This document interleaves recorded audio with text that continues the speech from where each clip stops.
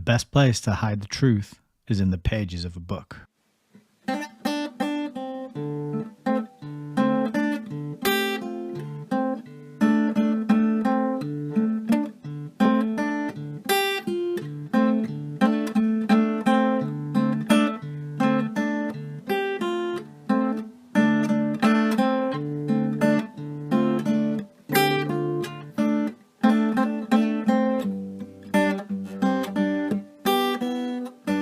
Maybe we should just read.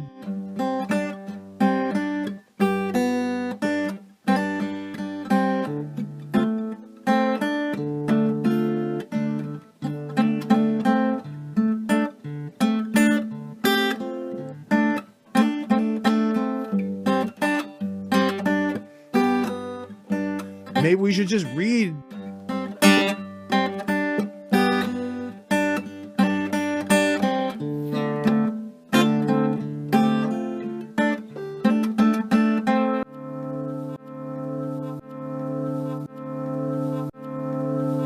Welcome to Hayes Reviews.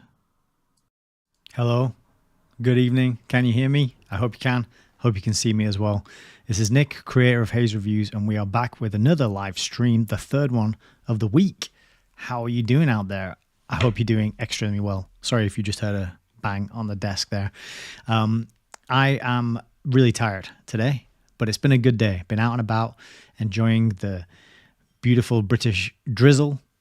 And it's just been non-stop, cloudy, overcast, rain and drizzle all day long. But it's been a productive day. It's been a good day. I've been out getting things done. And now I'm here, and we're going to be cracking on tonight with our reading of Fabian Freeway by Rose L. Martin. It's a 1966 book, and we've polished off 4 chapters, and it is scintillating stuff. It's very well written. It's very well referenced.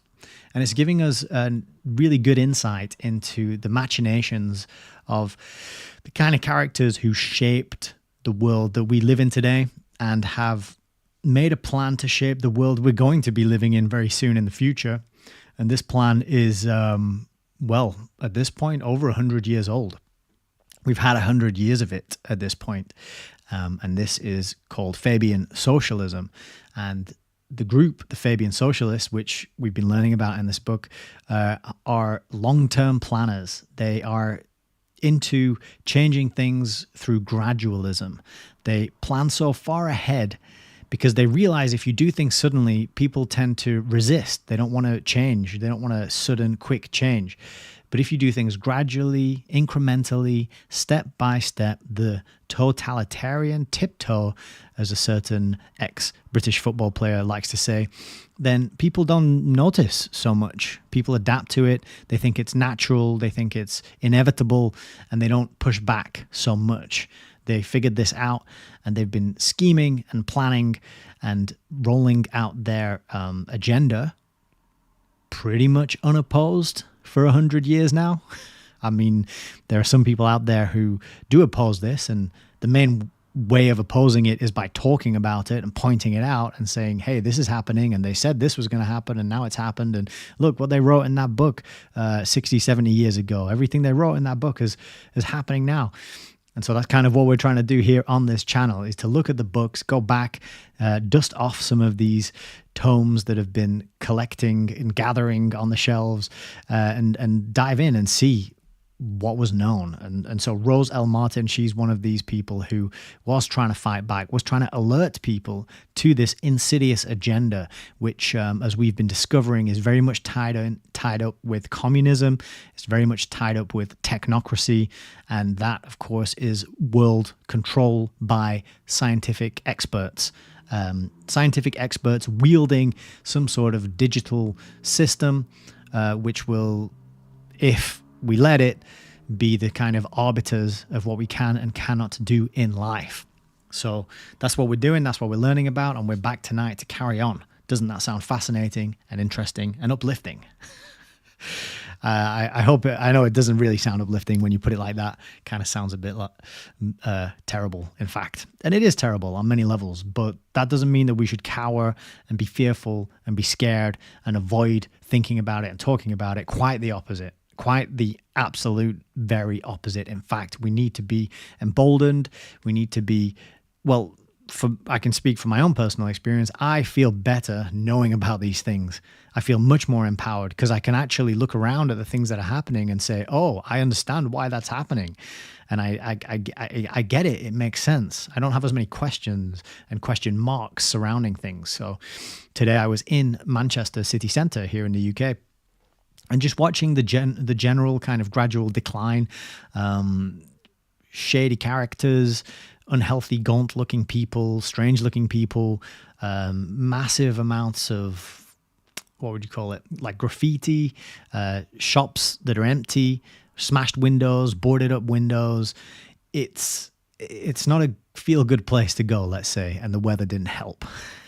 And lots of smells that I describe as herby, very herby smells, just out there openly. And even we were there, not on this trip, but on a recent trip, my wife was propositioned by a gang of young men. Not a gang, 3 or 4, a group. They were standing on a street corner and she walked past and they were saying, weed. So that was just openly in the street in the city center. So that's kind of, now I can look around and see this sort of cultural decay, and I can at least be able to explain and have a narrative as to why that is happening and what's going on. And to me, at least, I feel empowered by that, because it means I can talk to other people and teach other people and raise that awareness and get the message across to other people who maybe aren't paying attention to it or pretend it's not happening and immerse themselves in their sort of Netflix world. And more recently, in fact, we've had a big distraction. We've had a big selection going on here. I have no idea what happened or the outcome or anything. I'm not plugged into any mainstream news sources. I might get a bit of an update about that when I go around visiting family over the weekend. But at the moment, I have no idea what's going on. Just that a lot of people put X's in a lot of boxes on pieces of cardboard, and they think that this means that they live in the free world somehow. I don't know. I don't get it. It doesn't make sense to me. But let's get on with the show. Thank you for being here. And tonight we are streaming.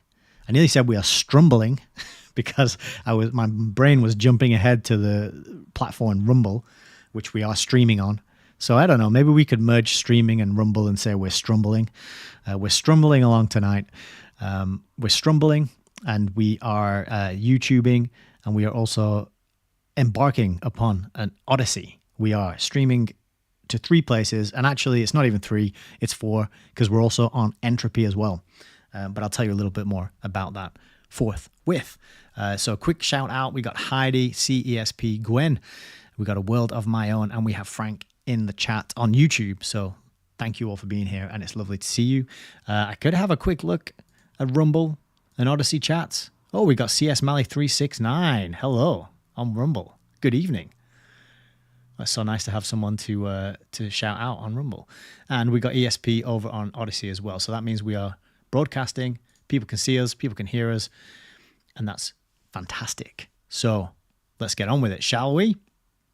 Article. Cam. So first thing, as always, a little bit of housekeeping.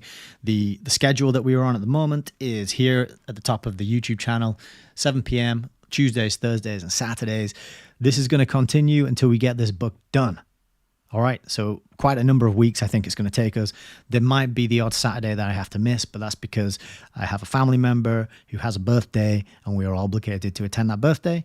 All good. It's very good to celebrate when people live and don't die for another year, especially in the times we're living through.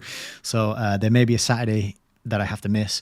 But other than that, we will be consistently broadcasting 3 times a week.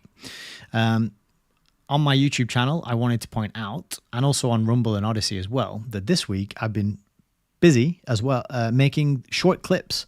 So you can see here on my videos tab on the YouTube page, we've got 4 new clips. Now, all of these clips are taken from Tuesday's live stream, and I've edited them, and I've put a bit of music in there and put some pictures on there so that we have shorter form, more digestible content to refresh our memory and our learning and maybe share out to other people, because I'm sure we are all aware, painfully aware, that most people do not have the attention span to sit through a 2-3 hour long broadcast such as this. Hats off and commendations to those of you who do have the effort and the energy and the attention span to do that. I myself, I'm a bit of a long form content aficionado as well. I like the long form stuff, but not many of us out there, not enough of us out there, might I even say. So for those people who have the shorter attention span, if you want to help them, then you can send them perhaps links to some of these shorter videos. The shortest one I did there was 1 minute 30, right? And if the person can't even focus for 1 minute 30, you might as well just write them off altogether. And then we got a few longer ones. So we did one, what is consensus socialism? That was a good video. That was just basically diving into the Wikipedia page about socialism to pick it apart a little bit and get an insight into, we're learning about Fabian socialists, so we got to know what socialism is, right? Then this second one I made was socialism is communism is technocracy, and this is about the links between the three. And then the one that I just made today, this morning, and then I finished it off this afternoon, I uploaded, is wolves in sheep's clothing. This one could be very useful and powerful to send over to people who've been putting X's in boxes this week, because it's got some pretty revealing information. It's all public information. It's all available. It's all verifiable. Just pictures I found with an internet search and references to things on Wikipedia, basically. But some of the connections there, I think, if more people knew, there wouldn't be quite so many people putting X's in boxes.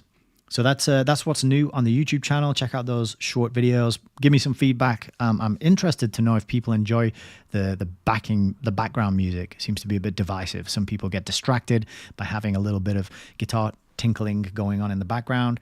Other people think it fits and it works nicely. So if you've got any strong feelings about that, please do let me know. Then I can tailor it to your liking. Also on the YouTube channel, we've got the playlists tab. I just want to mention this occasionally and more often, because here is where you can get the full readings of the 5 books that we've done so far. The H.G. Wells, Rothschilds, Bertrand Russell, Lusitania, Rockefeller Foundation, and we'll be gradually building up the playlist for Fabian Freeway as we go along. And then lastly is this link, allmylinks.com/Hayes Reviews, which will take you to, not that, it'll take you to this. And this is where you can see all my links. And so Telegram group, ways to donate and support, ways to send crypto. And I also got onto Elon Musk's little honey trap as well recently too. So all good to sign up to these places and follow and share the links and that sort of stuff, whatever you prefer and whatever is your platform of choice. It's all there. Okay, so we are on Rumble. Now I just got this up to show you that we do have stuff. We're gradually putting videos there, and so that's building up slowly but surely. And then we are also. Oh, I didn't open the Odyssey one, but I can show you right here. We are also on Odyssey, and oh my goodness, 2 people watching on Odyssey, fantastic. We've only got 5 followers there, so that's a miracle that we have. I mean, if you think about that, that's 40% of my entire audience is watching me on Odyssey. So fantastic. Thank you shout out to you guys. Okay, very, very short preamble ramble tonight. And then we'll get into the book. I think we got about 30 pages to get through. Quite a bit of reading to do tonight, so I didn't want to spend too long. What I did want to do first is mention this. During Thursday's live stream, I think it was Adam, very kindly dug up this link for a picture of the Fabian window, and it's very high res, so we can zoom right in and look at the detail here, and look at that. So that's Secretary Fabian Society, 4 Clements Inn, Strand, WC. Right, then we can go down here to these stacked tomes at the bottom, and we can read them much more clearly on this copy. Fabian Tracts and Essays, and I think this is kind of the order. Now that we're getting through the book, this seems to me the order that they did things. So they started off by writing a bunch of tracts and essays, and then they got that into the local government by starting the Labour Party, And then they got the trade unions involved, and they didn't penetrate the unions, but they permeated the unions. If you remember Thursday's reading, it was revealed to us that they didn't like the penetration method so much. Klaus Schwab, he's into the penetration, but these guys, they're more into the permeation, and they were permeating themselves into the trade unions. Then we got some industrial democracy on the go, and above this was the Minority Report on the Poor Law, which I believe was authored by Beatrice Webb. But I think this was the one where the manuscript was submitted and it was done in Sidney Webb's handwriting. I might be misremembering that. And then on top of here, we have, that looks like Common Sense of Man, which is Thomas Paine, I believe. Getting Married, Man and Superman. Man and Superman. Let's zoom in on that. Why are we still up here in the top corner? Apologies. So Superman, that does say Man and Superman, doesn't it? Man and Superman. Interesting. Could be foreshadowing the human augmentation, the eugenics, the technocracy, the transhumanism that was to be rolled out gradually, incrementally in baby steps over the coming decades, right? We've got plays for Puritans, plays unpleasant, and plays pleasant. So those three, I have no idea what they're talking about. But interesting that we have all the Fabians, or many of the Fabians here, down on their knees. They are praying devoutly. As it says, pray devoutly, hammer stoutly. They are praying devoutly, but who or what are they praying to? To themselves, to their plans, to their goals? We don't know. Certainly not to the Christian God, that's for sure. And then over here on the left, H.G. Wells himself thumbing his nose.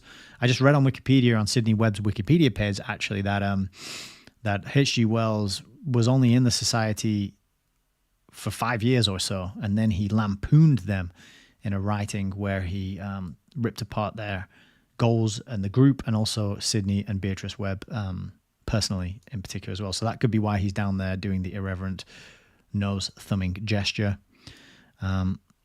Looks like CSP is wondering if it's Suffer Man. Could be Sufferman. I don't know if it's an F or a P. Not sure. Man and Superman was a book written by... Oh, was it? It was written by G.B. Shaw. Okay, fantastic. Good to know. And George Bernard Shaw is this one on the right. I mistakenly labeled this guy on the left, but no, it's him on the right. He's got red hair, a beard, and the guy on the left is Sidney Webb. And if you want to see a good clip of George Bernard Shaw, then you can watch my video, Wolves in Sheep's Clothing, because I actually put a clip of George Bernard Shaw in there. So you can hear the man, hear what he has to say in his own words. So the link to that high-res image is actually in the chat on YouTube, on Rumble, on Odyssey. It'll be at the very top, so you can scroll up and grab that, put it somewhere, and you know, maybe dive in there and decode some stuff that we've missed. But it's a fascinating picture, and thank you to Adam for this high-res version. Okay, next is a resource that was shared in the Telegram group by and this is a wonderful resource by Truth Stream Media with Aaron and Melissa Dykes talking about understanding the Fabian window. So I haven't got the audio on. That's not a mistake. I'm not going to play the audio here, but I've put a link to this also in the chats on YouTube, on Rumble, on Odyssey, and on Entropy. I keep forgetting to mention Entropy, so apologies to the Entropy crowd if you're out there watching me. But you can see here from these pictures that are coming up, it's a lot of the same sort of stuff that we're learning about and talking about here. The Huxleys, the H.G. Wells, Julian Huxley, look at that. So very similar stuff that we're exploring. And, you know, these are the giants whose shoulders I'm standing on. People like Aaron and Melissa Dykes. They do incredible work. It'll probably be a while until my work is up to the same standard and quality as theirs is. But I'm more than happy to share and disseminate their work. That's Truth Stream Media there. They're really doing good stuff. Their content is fantastic. So I wanted to let people know about that as well. And that is actually pretty much it for Preamble Ramble tonight. That was a really quick one. I feel like I just rushed through that really fast. But you've got those links there in the chats, so be good to grab those and bookmark them for later. Obviously, don't go and watch the True Stream thing now because we're here doing this, yeah? All right, so Gwen, we got a world of my own, who says, better to know where we are being led than to follow the path with one's eyes closed. Yes, well said. I really agree with that. And now I know that this book by George Bernard Shaw is Man and Superman. I'm going to have to keep an eye out for a copy of that as well, because I didn't know that existed. Okay. Still looking good. Looks like we are working and we are live and we are coming through everywhere we need to be.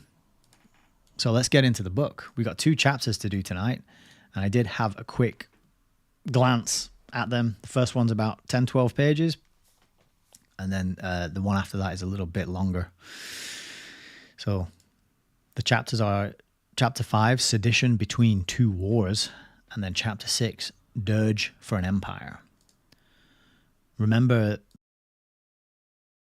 this is all happening. Their first meeting was 1886. And I just learned from the Aaron and Melissa Dykes Truth Stream Media video that George Orwell's book, their first meeting was 1884, which is why George Orwell wrote 1984, 100 years after the Fabian socialists met.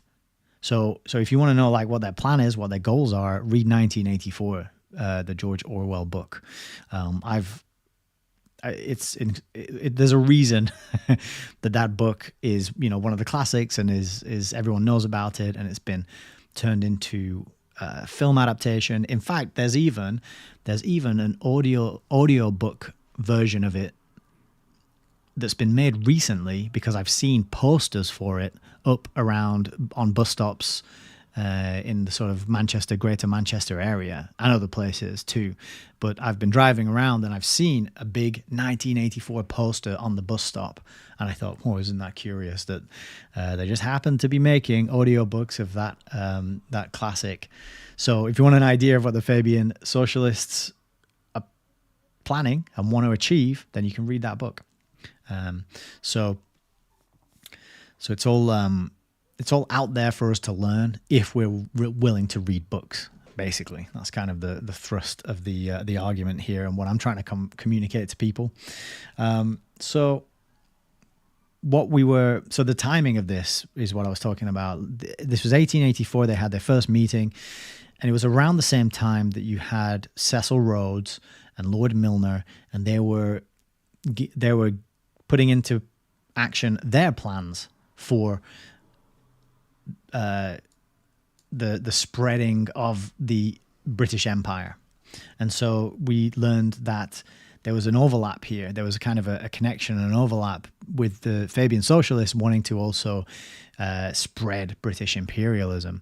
So I'm looking forward to seeing if there's more connections here between the Anglo-American establishment and the Fabian society. That will be good to learn a little bit more. We've got Mind Hack just dropped into the chat in YouTube. Hello. Good to have you here, sir. You got here just in time because we are literally right about to go over to the book. So one of the things that stood out to me from the last reading on Thursday that I found very funny and kind of ironic was that 3 of the main characters, George Bernard Shaw, Sidney Webb, and Edward Pease, they all lived off wealth that either they or their wives had inherited. So that fact alone kind of tells you all you need to know about why they're into socialism. How can we not go to work, do anything productive, or earn any money and still live a good life? Socialism. Okay. So this is chapter 5. This is Between Two Wars. And I think we might zoom in a little bit. That looks a bit far. How's that? And we'll also adjust the light. Cool. Chapter 5.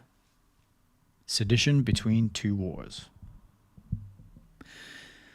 In 1918, A revitalised Labour Party marched to the polls in the khaki election and was spankingly defeated in a first test of strength. Spankingly defeated. That's an excellent phrase. Confidently, it plugged organisational loopholes and intensified its propaganda in Labour and Liberal as well as university circles, where Fabian groups were transformed into Labour clubs. Following the initial defeat, Sidney Webb in 1919 openly took charge of affairs as head of the Labour Party executive, which sent him to Parliament in 1920 and 1922. One of the industrious minor characters who went to the House of Commons with Webb was Harry Snell, offspring of agricultural labourers. Long a member of both the Fabian and Labour Party executives, he had represented the society many years before on the board of the London School of Economics. Besides being a dyed-in-the-wool socialist, Snell was also a prime mover in American as well as British ethical culture societies of the day, having long since abandoned the Protestant faith of his boyhood. His biography in Who's Who contains the grim notation, quote, "Recreations? None." Suddenly in January 1924, to the surprise of almost everyone, the Labour Party was called to power as the better half of a Labour-Liberal coalition. The circumstances were peculiar and have never been satisfactorily explained.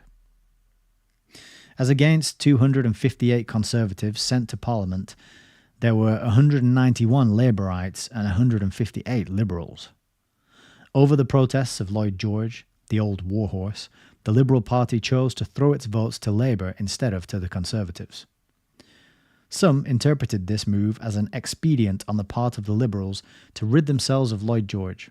Others, like Lord Grey, the former foreign minister who had seen the lamps go out in 1914, described it as a well-calculated risk.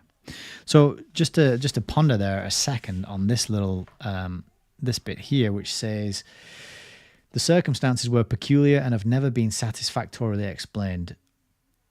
So the Labour Party being called to power as the better half of a Labour-Liberal coalition was never satisfactorily explained. And I wonder if there would be any connections here with the Anglo-American establishment, the people in Milner's kindergarten, the people in the Round Table groups and so on. Certainly Lord Grey was the foreign minister who had seen the lamps go out in 1914. Lord Grey, his name's all over the Quigley books and the Hidden History book and the Lord Milner's Second War book, all about the British involvement in basically getting the First World War started. Years of Fabian penetration and permeation of Liberal circles, including the long, close friendship of George Bernard Shaw with the Liberal Party leader Lord Asquith, may also help to explain this curious domestic application of the balance of power theory, that is, throwing one's weight behind the second strongest power. The volatile Lady Asquith, as well as Lord Lothian, accompanied Shaw in 1931 on his triumphal trek to Moscow, and in Shaw's final years as a nonagenarian, the ever-loyal Margaret Asquith was among the few surviving intimates who visited and cared for him. The decision to back the Labour Party in 1928 proved suicidal for British Liberals of the day, recalling those gifted patricians of Imperial Rome who, at the most unexpected moments, chose to open their veins and watch their lifeblood ebb away. From its self-inflicted death blow, the Liberal Party has not yet recovered, growing more and more feeble until by 1945 it could muster only 12 seats in Parliament and no more than 6 in 1959. Following World War I, the Labour Party, under socialist tutelage, usurped the Liberals' reformist role, and thereafter every social reform introduced by the Fabian-steered Labour Party was carefully contrived to weaken one sector or another of the national economy. Ramsay MacDonald, an ex-Fabian surrounded by Fabian advisors, became the first Labour Prime Minister in England's history. His 25-man cabinet contained at least 5 old Fabians of the London Society, and there were many more in lesser posts. Sir Sidney Olivier became Secretary of State for India. Sidney Webb, who with Beatrice had recently published a long essay entitled The Decay of Capitalist Civilization, in which they declared that Karl Marx and John Maynard Keynes had called the moral bluff of capitalism, became, of all things, President of the Board of Trade. Climax to years of socialist effort and scheming, the new administration proved premature and short-lived. McDonald's first go-round at 10 Downing Street lasted less than a year, owing largely to an indiscretion on the part of his supposed Soviet friends. By October, his government had crashed spectacularly, in an atmosphere of popular excitement and fear stirred by publication of the Zinoviev Red Letter. So many shockwaves have assailed the world's nerves since then that people have almost forgotten the impact of the notorious Red Letter found in a Secret Service raid on the offices of Arcos, the Soviet Trade Bureau in London. Apparently, the Zinoviev letter was a directive from the Third International in Moscow, advising British communists how to seize power from the weak government of MacDonald. Their coup was to be effected by disarmament and corrupting the allegiance of British military forces, as well as by arming the working men in key areas. Action was to be taken when the MacDonald-sponsored trade treaties with Russia were signed, possibly because Soviet merchant vessels could then more readily transport munitions for an insurrection. Promptly denounced as a forgery by communists, the Red Letter was considered genuine by the British public and by MacDonald himself, whose Foreign Office penned a protest to Rakovsky, the unofficial Soviet representative in London. Few Englishmen believed the time-honoured British Secret Service to be guilty either of committing or abetting a public forgery. Although the contents of the letter appeared fantastic, only the year before Germany had narrowly escaped a Moscow-planned communist revolution, called off at the 11th hour everywhere but in Hamburg, where the stop order arrived too late. Events of 1923 in Germany supplied a pretext for the emergence of Adolf Hitler, who staged his first National Socialist demonstration that year in Munich. In Great Britain, publication of the ill-fated Zinoviev letter merely ensured the electoral defeat of Ramsay MacDonald, whose subsequent attitude towards the Union of Soviet Socialist Republics appeared to be no less compounded of love and pity than before. The consensus of sober opinion is that publication of the Red Letter just 3 days before the election was purposefully timed by opposition elements in the civil service, but that the document itself was authentic. The Fabian historian C. Delisle Burns asserted it was and said the Secret Service furnished a copy. And that's from C. Delisle Burns' book A Short History of the World. The former Fabian solicitor Henry Slessor confirmed this view in his book Judgment Reserved from 1941. George Bernard Shaw himself accepted the missive at face value, for in December 1924 he published an open letter simultaneously in the Labourite Daily Herald of London and Izvestia of Moscow, informing the Russian comrades that British socialists were quite capable of handling their own show and would appreciate not being embarrassed in future.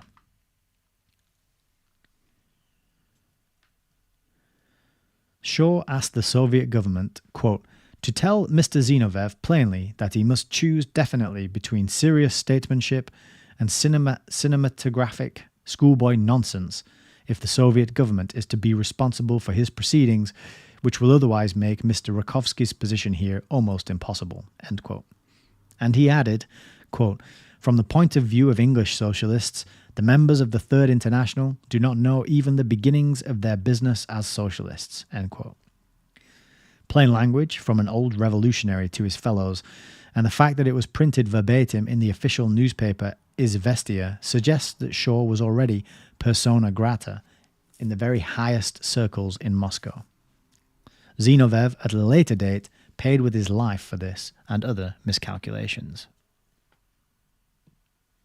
The same puzzling ambivalence, a combination of love and occasional hatred, which psychologists assert is characteristic of all true affairs of the heart, marked the attitude of Fabian socialists towards Moscow throughout the 1920s and 30s and exists today. Following the Russian Revolution, a wing of British industrial labour pressed increasingly for socialism now, threatening to upset the somewhat more gradual programme envisioned by Webb. Soviet agents were active and hospitably received in labour as well as Fabian circles. So that reminds me that we learned in Tuesday or Thursday's reading that Sidney and Beatrice Webb, their home was referred to as Dostoevsky's house or something because they were always giving refuge to socialists who had to flee Russia. One of the more conspicuous of the Soviet agents that were hospitably received, one of the more conspicuous was Rajani Palm Dutt, a half-caste of mixed East Indian and Scandinavian parentage, who, after perfecting his dialectic in Moscow, worked from 1923 to 1926 with Fabian's GDH and Margaret Cole in the Labour Research Bureau, formerly the Fabian Research Department. The Bureau printed a monthly circular, a kind of leftist Ministry of Labour gazette, intended to furnish factual ammunition for socialists in their day-to-day political battles. Eventually, Dutt ousted his Fabian hosts, at which point communists brazenly took over the Labour Research Bureau. Rajani Palm Dutt became editor of the Communist Labour Monthly and was listed in 1962 as vice president of the Communist Party of Britain. Yet former Fabian colleagues referred to him without rancour as, quote, that cuckoo in the Fabian nest. The general strike of 1926, which was touched off at communist instigation by direct actionists in the Trades Union Council. Once more, Fabians yielded easily to pressure from the catastrophic left. This revolutionary strike, which Fabians had not provoked but found it necessary to support, placed them in the same situation as a citizen of the French Revolution who was once seen racing down a Paris street in the wake of a milling crowd. When asked where he was going, he replied breathlessly, quote, I am their leader, I must follow them. During the strike emergency, the Fabian-edited Daily Herald, then being run by one William Meller, an erstwhile nonconformist preacher, published the official strike newspaper, the Workers' Gazette. Other Fabian publicists tried painfully to justify the very doubtful legality of a revolutionary general strike. When Cardinal Bourne, the Roman Catholic primate of England, expressed the view that the general strike was unconstitutional and violated the Trade Union Act of 1906, he was publicly rebuked by socialist members of Parliament led by the nominally Catholic Fabian John Skerr. With the collapse of the strike movement, the emphasis shifted once more to politics, and there Fabians were in their element. Working class groups, discouraged by the failure of direct action, and middle-class liberals, alarmed at what had seemed to be the first hot breath of revolution, turned to the Labour Party for salvation. Forgetting the debacle of 1924, the electorate was even prepared to approve the Labour Party's Soviet-oriented foreign policy that still promised to provide full employment at home. In a few short years, the Fabian socialist tail was again in position to wag the trade union dog. By the summer of 1929, the Labour Party returned to power with the largest number of seats in the House of Commons, though still something less than a majority. 47 seats were won by Fabians of the 49 Fabians who ran. Wow! Among them were such clever and ambitious younger men as Hugh Dalton, Herbert Morrison, and Sir Stafford Cripps, a nephew of Beatrice Webb, who was to serve as president of the Fabian Society from 1950 to 1952. The Fabian News for July 1929 reported 8 Fabians in the cabinet and 11 Fabian undersecretaries in the government. 11 out of 17 new Labour peers, created to block possible veto of Labour Party measures in the upper house, were veteran members of the London Fabian Society. They included the solemn Lord Henry Snell, who was assistant to a delighted Sidney Webb, by then Lord Passfield, at the Colonial Office. That year also saw the publication of Fabian Tract number 230, entitled Imperial Trusteeship. Signed by Lord Sidney Olivier, who had served in the West Indies and India, it advocated release of the colonies to independent native governments under socialist tutelage and looked forward to eventual socialist world control of raw materials. Looked forward to eventual socialist world control of raw materials. Owing to a relatively brief term in office, however, the Labour Party was compelled to postpone dismemberment of the empire until a later date. A feature of the 1929 elections was the part played for the first time by British women.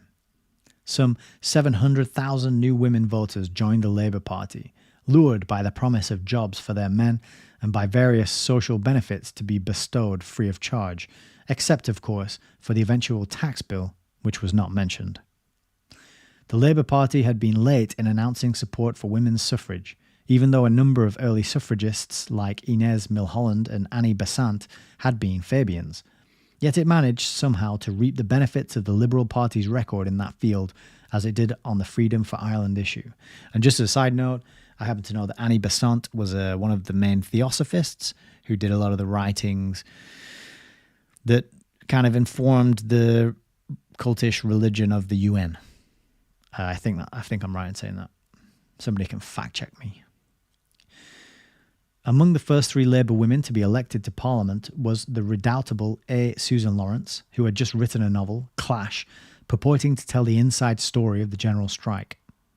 Like her friend Ellen Wilkinson, later head of Preparatory Commission for UNESCO, our Susan was typical of those Fabian lady politicos with iron in their souls and a bright red bee in their bonnets, to whom secular Marxism was a substitute for religious profession.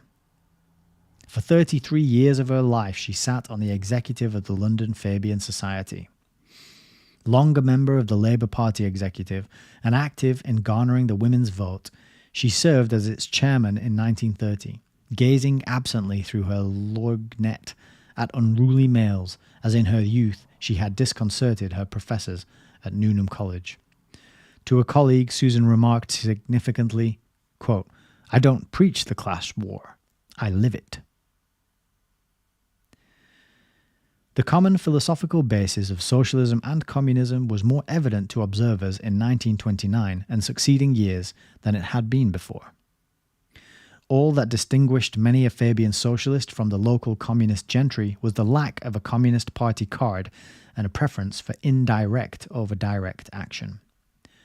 If a few, like Ellen Wilkinson in 1929 or Ivor Montagu in 1941, admitted to carrying the Communist Party card as well, this was held to be their privilege, and an understanding Fabian executive did not reprimand them. Arthur Henderson, the Fabian politician, stage-managed the Labour Party's return engagement of 1929. In the process, he angled for communist votes and placated the British Communist Party leader Harry Pollitt, who demanded socialism in every sentence of the programme. Henderson came to the Foreign Office pledged to European disarmament and recognition of Soviet Russia, as outlined in the Geneva Protocol written by Fabian socialist R.H. Tawney. He's the historian whose book I got at Oxfam a couple of months back. Sharply reduced appropriations for the British Armed Services, shades of the Zinoviev letter, were advocated in 1928-29 as a means of paying for state-financed social welfare benefits and a strange new type of internationalism that demanded the sacrifice of national self-interest was propounded. For many months prior to becoming foreign minister, the sonorous-voiced Henderson, with other travelling Fabians, had been active in rebuilding the Socialist International, which, despite Ramsay MacDonald's verbal sparring matches with the giants of the Communist International, Radek and Bukharin, displayed unwavering loyalty towards the Soviet Union in practical matters of trade and diplomacy. Even the Soviet Union's wholesale dumping of commodities was defended by Sidney Webb, who described it as being, quote, "no more than the competition of cheaper commodities," end quote. Britain's second Labour government, like the first, was undone by its own contradictions. Caught in the grip of a worldwide depression, its socialist leaders moved to cut the dole and raise taxes on the poor as well as the rich. Ramsay MacDonald resigned in 1931, only to join over his party's protest, a new disaster coalition composed of unfrocked Labourites, Conservatives and Liberals. The monarch, who at Conservative leader Stanley Baldwin's request formally invited MacDonald to return to the government, although his former party had just been definitely whipped at the polls, was denounced by the left wing for interference. For the first, but by no means the last time, Fabian socialists like Professor Harold Lasky attacked the throne as an institution, calling it a dignified hieroglyphic and warning that future interference would be grounds for revolution. During the next few years, Fabian faith in constitutional action waned visibly, as symbolized by the visits of the Webbs and Shaw to Moscow. Organizationally, the Fabian Society could not help but suffer from the crushing defeat of the Labour Party, which it had allied itself so closely.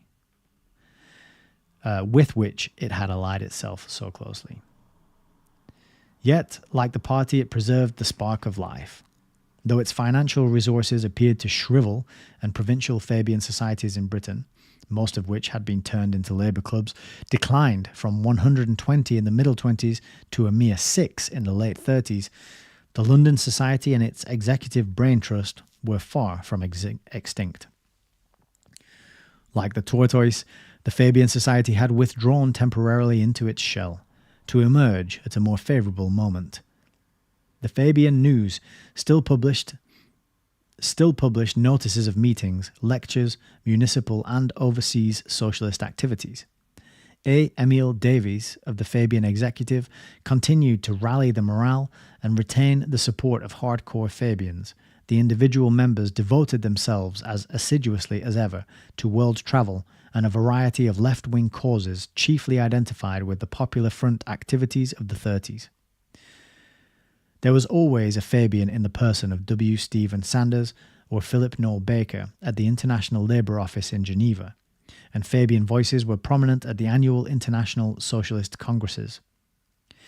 A Fabian idol who had penetrated the Liberal Party years before and never resigned from it, the economist John Maynard Keynes, acquired immense prestige as a financial oracle. By turns, he terrorized financiers with predictions of doom and induced his own and foreign governments to adopt policies of deficit spending calculated to assure the long-range destruction of the capitalist system he pretended to save. Fabian mischief makers of Marxist inspiration were by no means lacking during the Society's apparent quiescence. So that was a very interesting little paragraph there, asserting that John Maynard Keynes was puffed up and celebrated as a financial oracle, but actually had the intention of setting long-term policies which would bring about the destruction of the capitalist system. And while doing that, he was pretending to save it. Could we say that that's what we're living through now? Is the current economic climate a result of so many years, so many decades of applied Keynesian economics? Because I often think with the state of the banks and inflation and the budget deficit, it surely can't be that hard to see where it goes. When you create money from nothing and you back it with nothing and you loan it into existence and then you demand interest paid on that loan, where does the interest come from? Well, you're going to have to keep creating more and more and more money, and you keep creating more money, that's going to cause inflation, and that only ends one way, which is a hyperinflationary nightmare scenario. So that bit is very interesting. I've never heard of Keynes being accused of kind of purposefully doing this.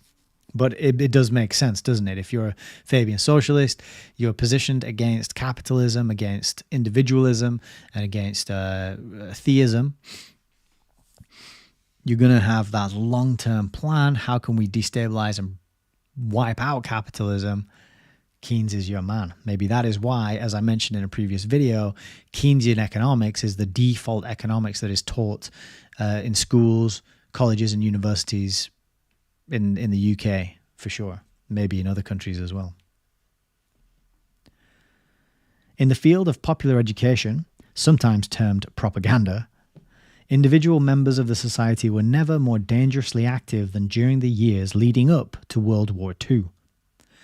The Left Book Club, an enterprise similar to book clubs in the United States in that it furnished pre-selected popular reading at cut-rate prices, proved a most profitable venture, both financially and propaganda-wise. Its political bias was plain from the fact that its first literary offering was a volume by Maurice Thorez, secretary of the Communist Party of France. So faithfully did its output follow the Stalinist line that in the Daily Worker of London for May the 9th, 1936, Harry Pollitt, secretary of the British section of the Communist Party, praised the Left Book Club as a project worthy of support.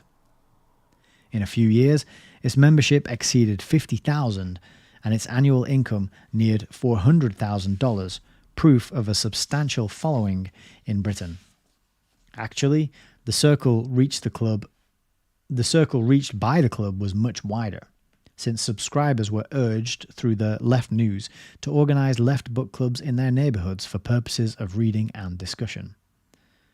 In March 1938, the Left News announced that 831 such groups had been formed under the wing of the Left Book Club. Whether communist or socialist led, their trend was frankly Marxist and clearly catastrophic. The fine lines of demarcation between one brand of Marxism and another were blurred in those days of the Popular Front. What is interesting for purposes of this study is that the selection committee of the Left Book Club was controlled by three well-known members of the Fabian executive. They were Victor Gollancz, publisher of Left Books who also published Left News and the Fabian News, Professor Harold Lasky of the London School of Economics, who from 1946 to 48 was chairman of the Fabian Society and in 1945 served as chairman of the Labour Party, and John Strachey, a frequent Labour Member of Parliament who became Minister of Food and Supply in the post-World War II Labour government. Concerning Strachey, the admiring Left News for March 1938 wrote, "In American newspaper jargon, John Strachey would be described as Marxist number one, and the title would be deserved." His claim to that title might well have been challenged by Professor Harold Lasky, whose revolutionary influence on the youth of many nations has proved so decisive a factor in our times. Lasky is quoted by his personal friend and biographer, Fabian and late New Statesman editor Kingsley Martin, as saying to a questioner at one of his lectures, quote, "My friend, we are both Marxists, you in your way, and I in Marx's," end quote. Both the late John Strachey and Professor Lasky had occasion to deny under oath that they ever held membership in the Communist Party, and it may be inferred they spoke the truth. Such a technicality as a party card would merely have restricted the broad range of their privileged activities. When asked by a reporter for the New York Times whether he preferred socialism or communism, Fabian John Strachey replied, quote, "Like all socialists, I believe that the socialist society evolves in time into the communist society."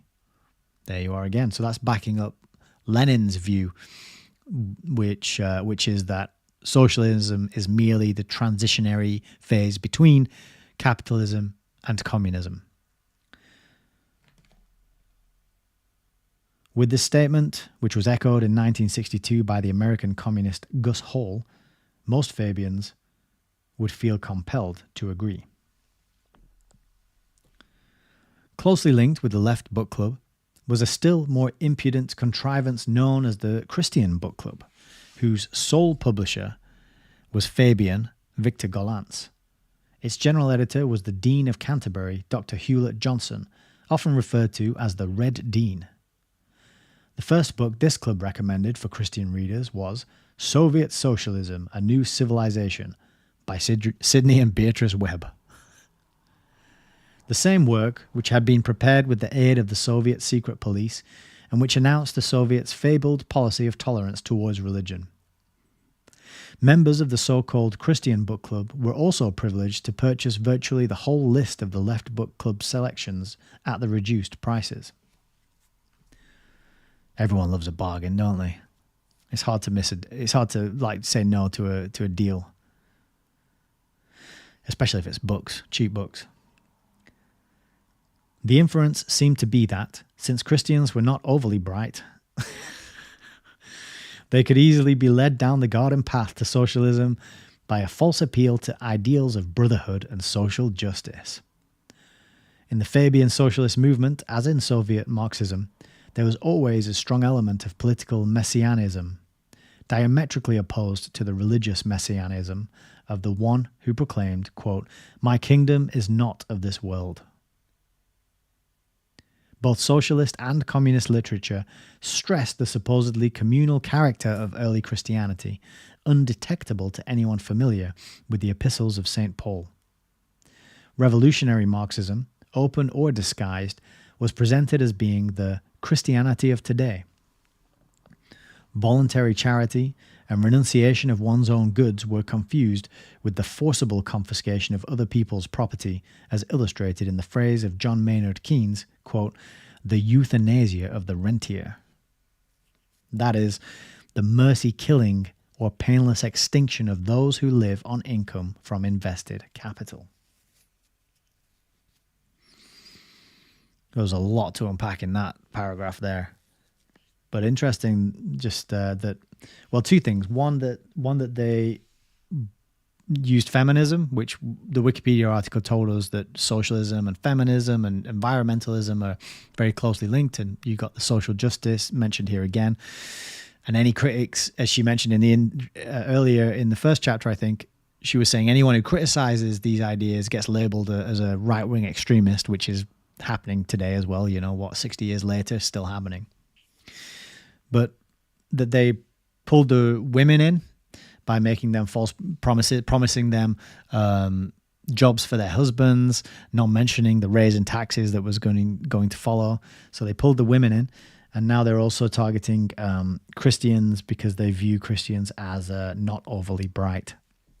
So this shows this arrogance. This shows this painting of people who believe in God and have a spiritual life and might pray as simpletons, as idiots, as morons, as, they're just uneducated fools who don't realize that Darwinian evolution explains everything.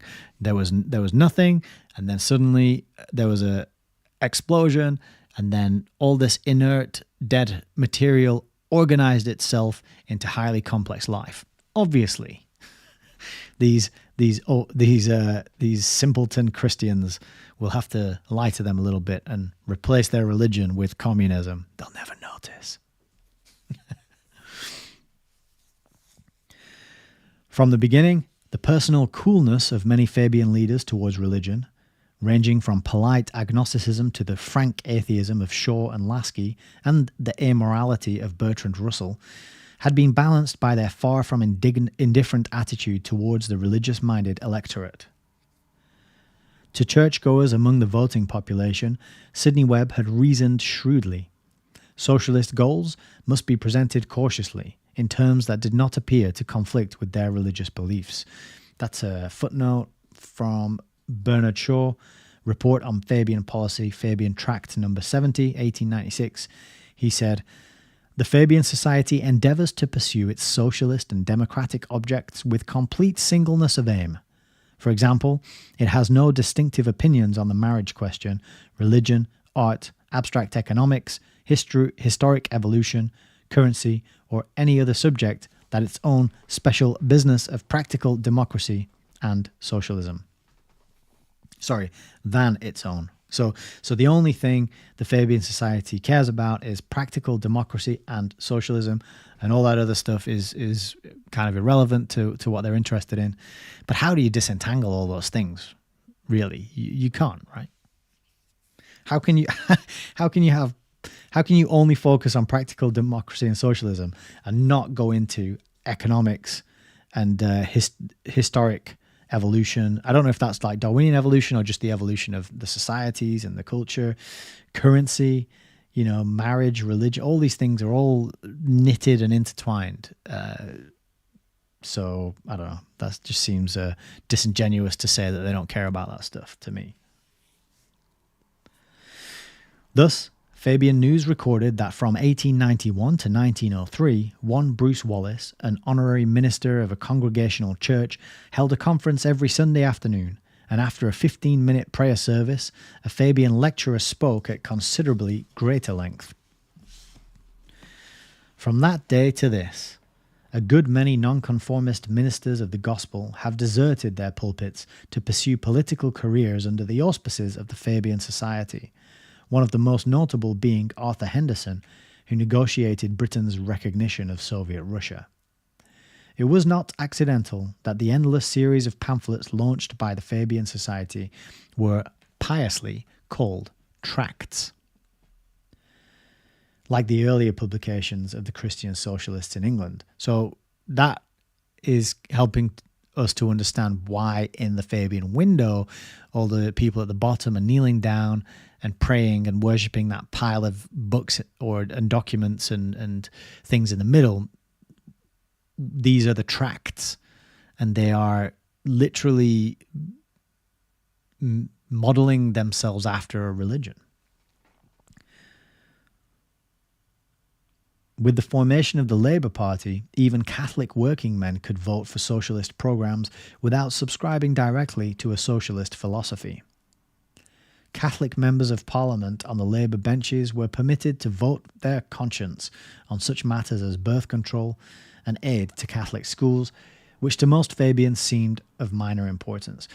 So this is just giving me the idea here where, and I've talked about this in other places, particularly the Rockefeller book, how people's good nature can be weaponized and used against them. And I think this is kind of what's happening here. Again, remember, let's go back to the wolf in sheep's clothing.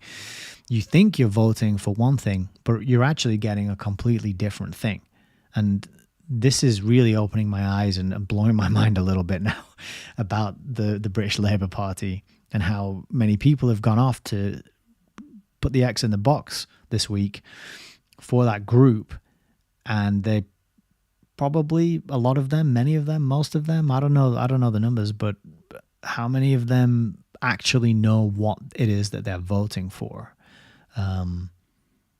This is really powerful stuff.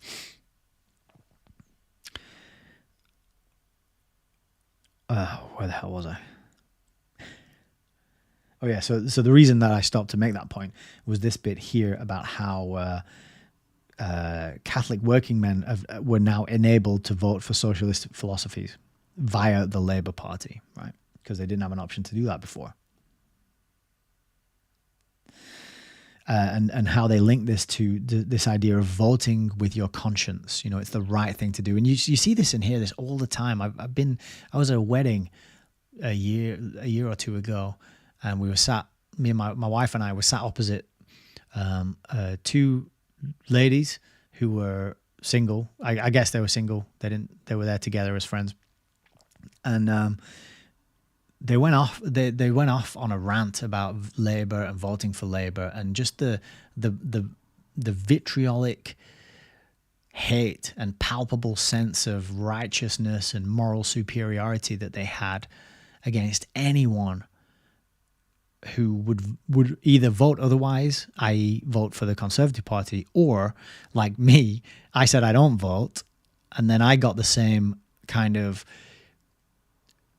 treatment as though they were better than me, morally superior to me. They and it was quite a thing to watch. And I was sober at that day, which is probably a good thing because I was driving.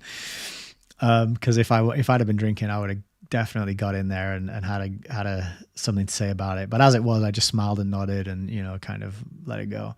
But they really you could tell they felt so morally superior because of their commitment to the Labour Party in England, and because they'd met someone who didn't vote and thought the whole exercise was a bit futile. They did give me a bit of grief and a bit of stick for that, but yeah, it was no problem. It was a lot of fun. It was a good wedding. Shout out to Kat and Bobby, beautiful couple with beautiful children. So I can't remember if I read this bit, so I'm just going to go from here. Though the Fabian, Graham Wallace differed with Webb on the school issue and found an early audience for his views in the United States, Sidney Webb and his successors were understandably reluctant to provoke any controversy that might block their route to power by popular consent.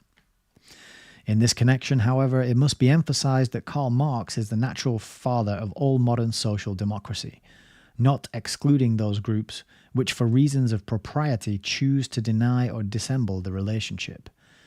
As the writings of Marx disclose, that herald of the new social order hated all religions with impartial fervor. Marx visualized the class war, since his time a basic concept in both socialist and communist philosophy, as being essentially an inverted crusade against the deity whose existence he denied. Non serviam, I will not serve, the phrase of Lucifer before the fall, is innate in the dogmas of Marx. The blasphemous slogan, quote, "Religion is the opium of the people," was emblazoned for years on a billboard overlooking Red Square. A fellow Georgian and boon companion of Stalin, or Jonokids, headed the official Soviet Society of the Godless and fomented militant action against religion at home and abroad. Until his death, he was a member of the Politburo, superior organ of Soviet policies, which Christian book club readers in Britain were invited to approve. See, this is what I mean. This is the wolf in sheep's clothing tactic, just all over 100%, isn't it? Napoleon Bonaparte, product of an earlier revolution, reached somewhat different conclusions on the subject of religious faith. Quote, "Without religion, France would be a nation of highwaymen," end quote, remarked Napoleon, who had retained few illusions about the perfectibility of human nature by government decree. Good on you, Napoleon. Well played. Not yet arrived at that pinnacle of power, the Fabian Society viewed religion less from the angle of the public prosecutor and more from the standpoint of the aspiring politician and social propagandist. So they're more looking at religion like, this seems to work for a lot of people. How can we take what works and hammer it to our heart? What is it? What's the phrase? Hammer it according to our heart's desire. That sounds like exactly what they're doing. I can't believe how that Fabian window just literally lays it all out, exactly who they are and what they do, so accurately and so well. Why can't all secret societies have a stained glass window that just tells you it all, lays it out all bare like that? That would be really helpful for us conspiracy theorists.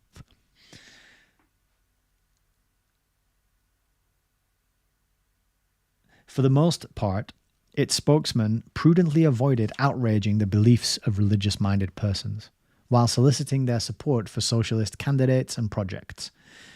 The Christian Book Club was a unique but significant venture for which the society, as usual, disclaimed any official responsibility. The vogue of the Left Book and Christian book clubs in Great Britain declined with the announcement of the Nazi-Soviet Pact, which plunged the world into war and ended the diversions of the Popular Front. More exacting tasks lay ahead for the Fabians, who organised, planned and plotted unceasingly during the whole of World War II to put a Labour Party government into office at war's end, with Fabian socialists at the helm. Harold Laski's death, a few years after the war, was ascribed by his biographer, Kingsley Martin, to the fatigue induced by his intensive non-combat activities in a wartime era of political truce. That's the end of chapter 5. I thought that was excellent.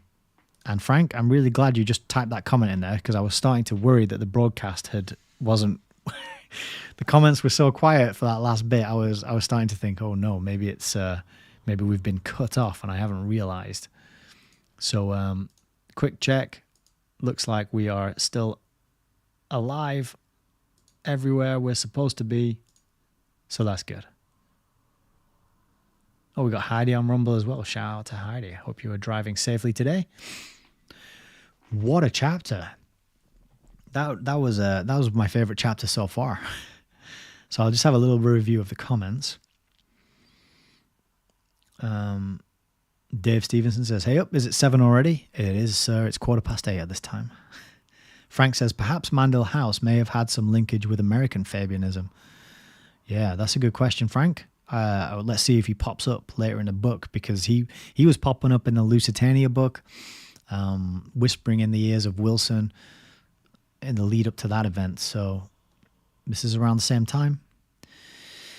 Gwen says, the top pile of books are GBS plays. He wrote a load. And I think you are referring to the Fabian window, aren't you? So the Fabian window has that little column of books in the middle, and the top pile are all George Bernard Shaw plays. Thanks for that, Gwen. I didn't know that, and I appreciate you letting me know. Mindhack says, the golden age of capitalism wasn't that bad. Let's bring it back. Yeah, I agree with you there, sir. Gwen says, Dostoevsky Corner. So I think that's the name given to Sidney and Beatrice Webb's home, because they were housing and giving refuge to all these socialists that were fleeing Russia. Mindhack says, Lucius Trust. So this is Annie Besant's publishing company, which was originally called Lucifer Publishing and was renamed because Lucifer Publishing is a bit on the nose. So it was renamed, but they are still really closely linked with the UN and provide a lot of the books which outline the philosophy and religion that the UN is built on. And yes, it is a religious organization. And if you need the reference for that, you can go back to, was it last Thursday's broadcast, part 2, where I spoke about James Lindsay's podcast, where he explains all that. And that's a 2.5-hour podcast as well. It's a really good one. Frank Lennon says, I will not serve. Great part of the quote, which could be used to out Marx's darkness, i.e. his link to Lucifer. Yeah, well said. So that last chapter tied so much together for me. I hope that was useful. I think it was a really good one. I would actually like to go back and reread that one, because I feel like that was really pulling a lot of things together. If every chapter's that loaded, we might have to slow down a bit and just do one chapter per live stream, because that was epic. Oh, Christine's here. Good evening. Good evening, all. Glad to link with like-minded souls. What a journey. Yeah, exactly. What a journey indeed. And I know that feeling of linking in with people who care about the same sort of things and ask the same sort of questions and are interested in finding the answers and the truth of the matter. It is a very uplifting experience, and it is very joyful to me. It brings me a lot of joy to have you guys out there going on this journey with me. And I'm sure, as you can tell, I'm not an expert in these things, and a lot of these revelations and things that we're reading are really taking me by surprise.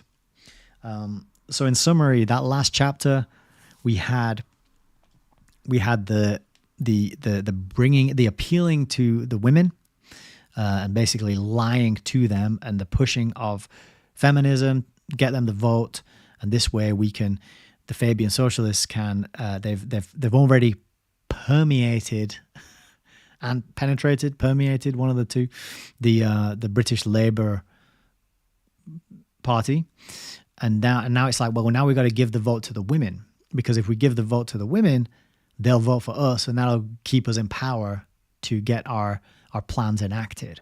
So it's sounding a lot like the British Labour Party was really just a vehicle of Fabian socialists to get their plan done. And so it's like that. So let's put it this way: the British Labour Party is the sheepskin, right? Which the Fabian society, the wolf, which is the Fabian society, has wrapped itself in. Did that make sense? Rosemary Smith, good evening, says it's like Rockefeller, Rothschild, Freemason, Fabians, other groups. It's like they have the same playbook. Yeah, they all got to learn right from each other. They learn from the best. And that reminds me. Remember earlier I read that I mentioned that H.G. Wells left the Fabian Society and wrote a bit of a, not a tract, but a book, and in which he lampooned the Sidney and Beatrice Webb. And if I'm not mistaken, he called it, no, I don't want to look at Sydney Sweeney. I want to look at Sidney Webb. Wikipedia suggesting that I look at Sydney Sweeney. No, I haven't got time for that. I need to learn things, not look at boobs. All right, here we go. So Sidney Webb. So I had a brief look at this Wikipedia page earlier, and it says references in literature. We got H.G. Wells wrote a book called The New Machiavelli.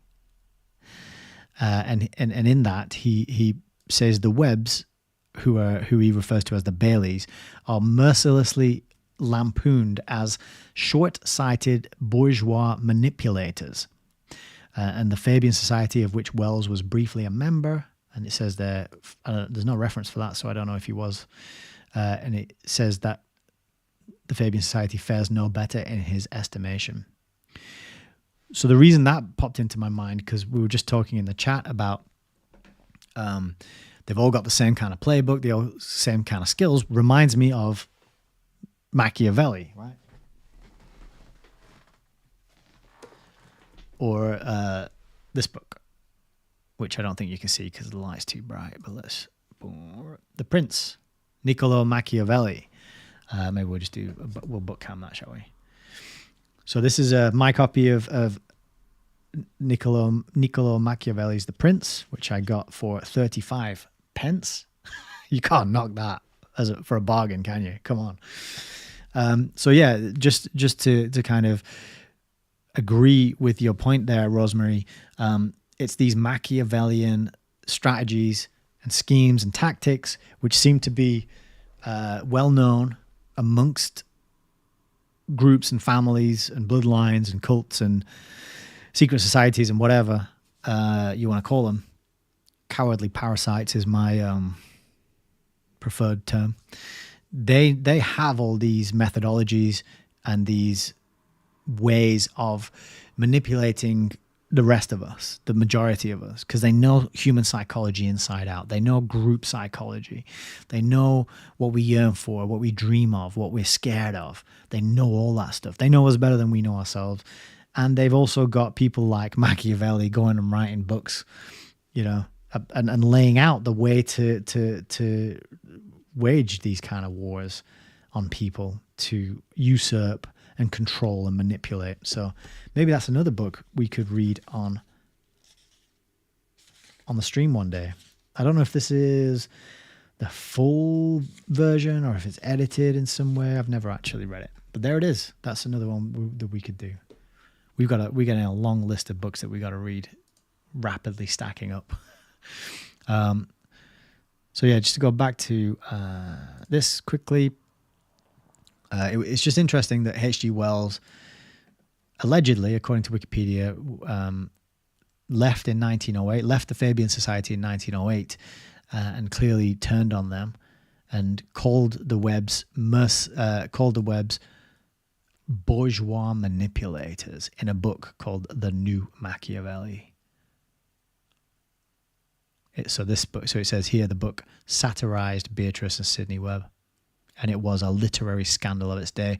Now, Rose L. Martin said earlier here that the members of the Fabian Society would often disagree and argue and tease and rib each other and call each other out and have these sort of competitions of wit and disagreements. You know, she said that they were kind of, they didn't all agree on all things. They weren't sort of united in purpose and vision and understanding and outlook. So we got to kind of take this H.G. Wells thing here with a bit of a pinch of salt. It's the literary scandal of its day. Well, what is a scandal? Well, everyone loves a scandal. A scandal gets eyes on it. It gets attention. People want to read it. It sells a lot of books. It sells a lot of newspapers. Gets a lot of eyeballs on your news channel. So knowing that these people are Machiavellian and long-term planners and thinkers, you could imagine H.G. Wells sitting around a table with Beatrice and Sidney Webb and just saying, do you know what? Why don't we pretend to have this like big public falling out? And I'll write a little short story and I'll lay into you two and I'll rip you and we'll pretend that we're like World Wrestling, WWF or like let's face it, politics. They pretend to fall out on the public facing side of things, and then when they go off stage, they're shaking hands and they're having a cup of tea together and they're drinking beer together and they're actually friends, and it was a performative thing to appear real to the masses, but actually it was all planned. And I wouldn't put it past these kinds of people to do something like that. But that is purely speculation on my part and just keeping my sort of skeptical head on and trying to just spin some ideas and some narratives and some suggestions. So a quick check of the chat, then we'll get back to the next chapter, which I hope is going to be as juicy as that one.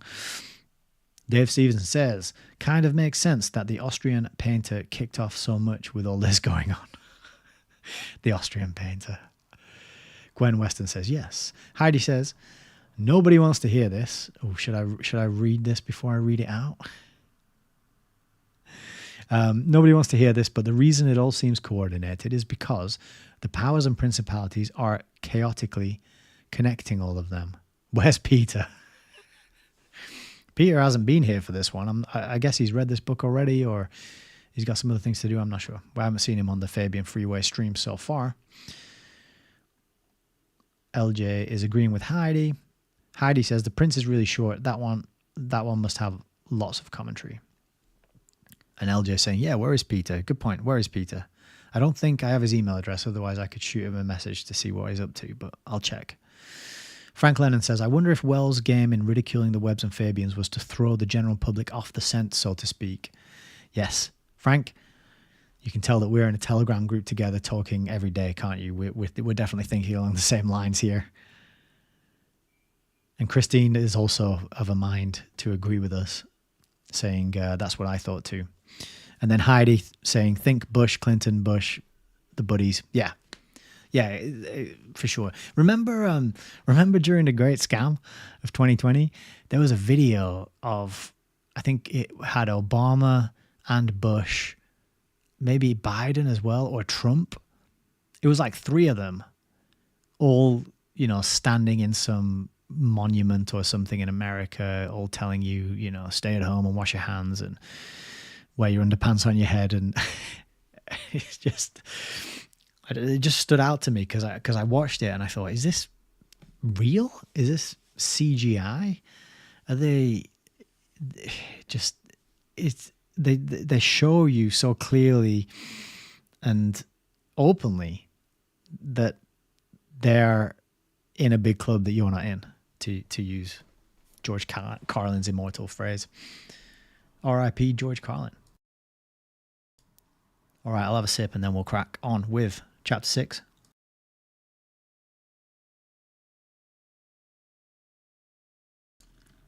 This is proving to be a good one though, isn't it? Okay.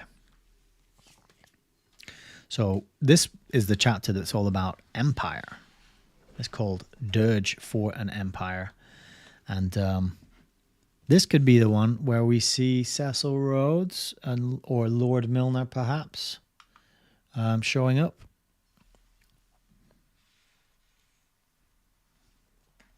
Let's see. Chapter 6, Dirge for an Empire. 1. Shortly after the atom bomb, brought to you by Rockefellers. Remember, Rockefeller Foundation, a significant proportion of the scientists who worked on the atom bomb were funded by the Rockefellers. That was admitted by Raymond B. Fosdick, the president of the foundation. Shortly after the atom bomb burst upon a war-weary world, the Labour Party swept to power in Britain by an overwhelming majority. Both events illustrated vividly the destructive possibilities of long-range research, a type of activity commonly regarded as harmless and benign. Conducted in relays by anonymous teams and applied with explosive effect at a psychological moment, modern Fabian research, more than any other factor, assured the comeback of the Labour Party, which had been the third, then the second, and was suddenly the first political party in England. For a number of years prior to that disruptive climax, research had been the prime point of Fabian concentration. It flowed from the new Fabian Research Bureau, and there's a quote down here for that footnote which says, "Our research department has not yet discovered, though success is hourly expected, how to produce any virtue." And that's from C.S. Lewis, The Screwtape Letters, which I have a copy of and is probably another good one to read on the stream sometime. But that's C.S. Lewis and a bunch of letters with a demon, I think. Screwtape's some sort of demon. But yes, our research department has not discovered how to produce virtue. It flowed from the new Fabian Research Bureau, where the rejuvenated leadership and direction of the movement were centered. This source not only supplied a socialist elite and its allies with tactical guidance on the climb to power, but also produced a series of strategic plans and programs that became the basis for public policy. Thus, Fabian socialists heading the victorious Labour Party in 1945 became the first government leaders in British history to employ privately controlled research as an official weapon for wrecking the economy of the nation and dissolving its far-flung system of empire. The process leading to such tragic results began unobtrusively in the summer of 1930. At that time, a group of hardcore socialists representing many fields of Fabian endeavour met in rustic privacy as guests of the socialist Countess of Warwick at Easton Lodge in Essex, the idyllic setting for many a Fabian policy meeting until the spacious old building was finally torn down in 1948. There, the cry of peacocks on well-tended lawns mingled with the insistent call of a neighbouring cuckoo. Easton Lodge was just next door to East Glebe, country estate of the novelist and errant Fabian H.G. Wells, where representatives of the Soviet government were frequently entertained over the years. And there's a footnote for that, which I think we should check out, which is Kingsley Martin's book, Harold Lasky, A Biographical Memoir, 1953. That sounds like a piece of treasure worth grabbing. So that book apparently tells us that H.G. Wells's estate, East Glebe, was a place where representatives of the Soviet government were frequently entertained over the years, and where Maxim Gorky's agent and common law wife, Baroness Buderberg, a mysterious character who wore 3 wedding rings, was a regular visitor. Interesting that there's common law wife here, isn't it? Remember in our exploration of socialism on Wikipedia, it says that one of the oldest words etymologically, and the etymological ancestor of the word socialism meant contracting, free people contracting with each other. And then that got into a discussion about law, contract law, maritime law, common law, ecclesiastical law. Not really a discussion. It was really just me saying I don't understand all that stuff. But just interesting that common law wife is mentioned here. Before the house party at Easton Lodge ended, its busy guests had formed a society for socialist inquiry and propaganda with Ernst Bevin as chairman. The society was known to its familiars as ZIP, a quality it tried unsuccessfully to instill into the flagging and badly split Labour Party government of the moment. When that government fell in 1931, ZIP was transformed into the new Fabian Research Bureau, which would plot the future course of Fabian fortunes at home and abroad. Both organizations were initiated by GDH and Margaret Cole, an energetic husband and wife team aspiring to the mantle of the superannuated webs. Like so many Fabians of the new generation, GDH Cole did not scruple to call himself a Marxist and an atheist. Just as a side note as well, on this topic of like calling yourself a Marxist, it's absolutely bonkers to me that if you went around calling yourself a Nazi, you would, I don't know, get arrested or put in prison, or your life would be over. You know, you'd be humiliated, you would be hated, ridiculed, reviled, and, you know, for good reason. But you can walk around and call yourself a Marxist openly, even though Marxism has provably led to way, way, way more death over the years than the Austrian painters ism, you know. But you can still openly call yourself that, and you can wear the colors and the logo without any shame, without any ridicule, without any embarrassment. That says a heck of a lot about who's running things, you know, about who's behind what can and cannot be said and talked about, what positions are and are not acceptable. Just think about that, you know, bear that in mind, because that is extremely revealing about the times we live in and the relevance and importance of this kind of book. He proclaimed that the main effort of a socialist government should be to destroy confidence in the prospect of sustained profits by removing the very foundations on which the opportunities for capitalist profit-making rest. Okay, so GDH Cole wants to get rid of capitalism. As a tutor at Oxford and the London School of Economics, surprise, surprise, Cole recruited a number of promising young disciples, one of whom, Hugh Gateskill MP, became leader of the Parliamentary Labour Party as well as a top figure in the Socialist International. Sorry, I just got... Heidi, your comment just caught my eye there. She says, they're all swappers and swingers, these types. That's so good. It's a really good phrase, swappers and swingers. I like it. You made me lose my place, though. So bear with me a second. Oh, yeah, we're just here. An academic charmer, handsome, petulant, and adored by Fabian women who gladly expended themselves in volunteer political work at his request, the alphabetical Cole was less ponderous, but also less patient than Sidney Webb.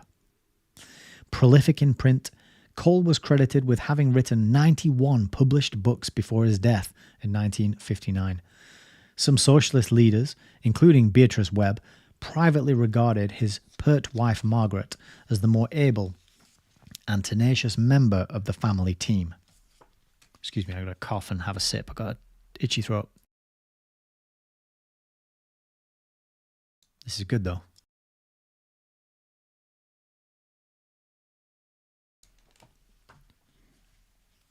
And not wholly on the theory that the female of the Fabian species is deadlier than the male. The Cole household could have served as a model for the three-child family, which Fabian social theorists seek to popularise today, and which Professor Richard M. Titmuss of the University of London faculty recommends be encouraged by special family allowances in the far-off and primeval island of Mauritius.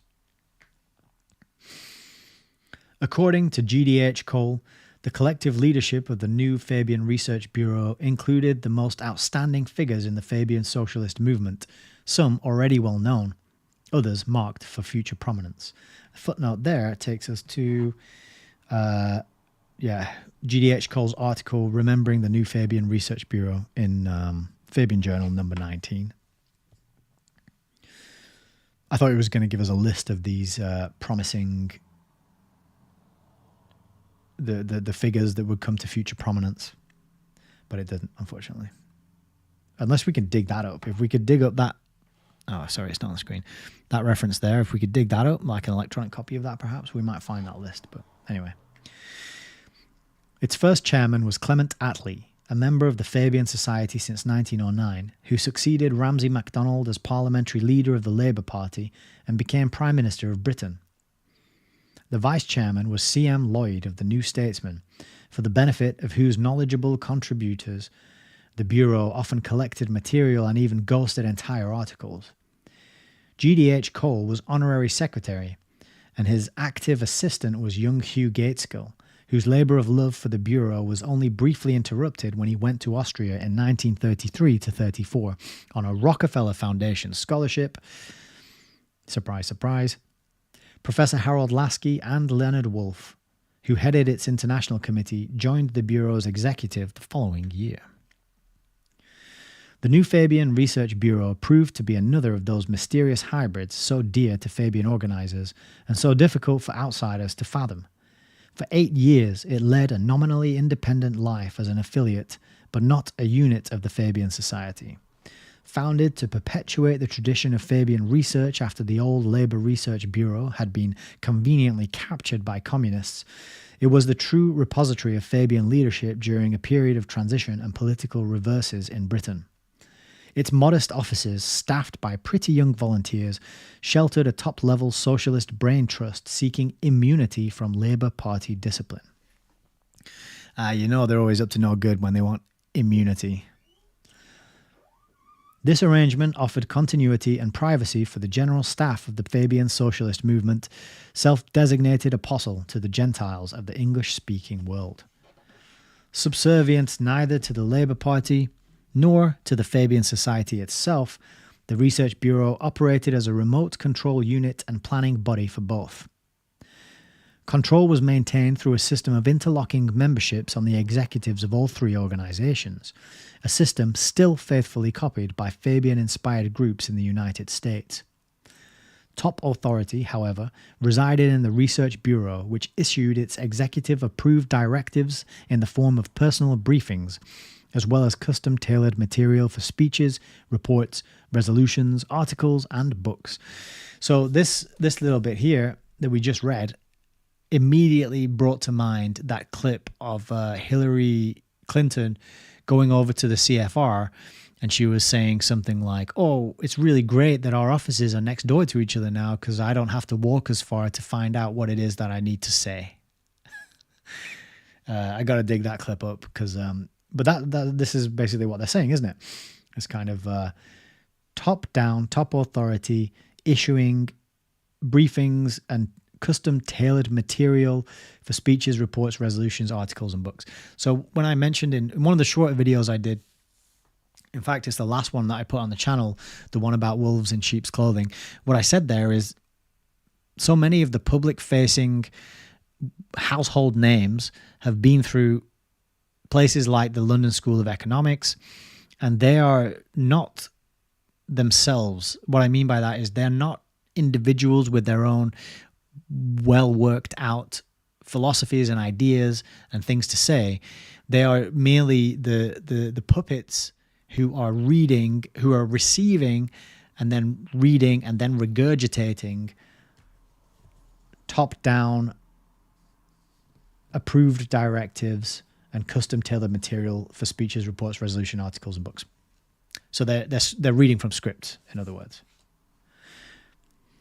For publicists and politicians too busy to do their homework or lacking literary skills, it was a most opportune arrangement. There you are. Few were aware how closely the functions of the Research Bureau's executive resembled those of a master control unit like the Soviet Politburo, with which one leading Fabian or another usually maintained cordial relations. With the blessing of the Webbs, Shaw, Henderson, and the rest of the Fabian Old Guard, the new Fabian Research Bureau was formally launched at a House of Commons dinner on March 2, 1931. Sentimentalists noted that the founders' group numbered about 100 persons, approximately the size of the Fabian Society in 1889 when the first Fabian essays had been published. Without a qualm, the new Bureau pledged itself not to engage in direct propaganda, nor to take part in political or electoral activities. Subsequently, it published pamphlets on such non-political and non-propagandist topics as how to win a Labour majority, Labour propaganda, and class favouritism in the armed services.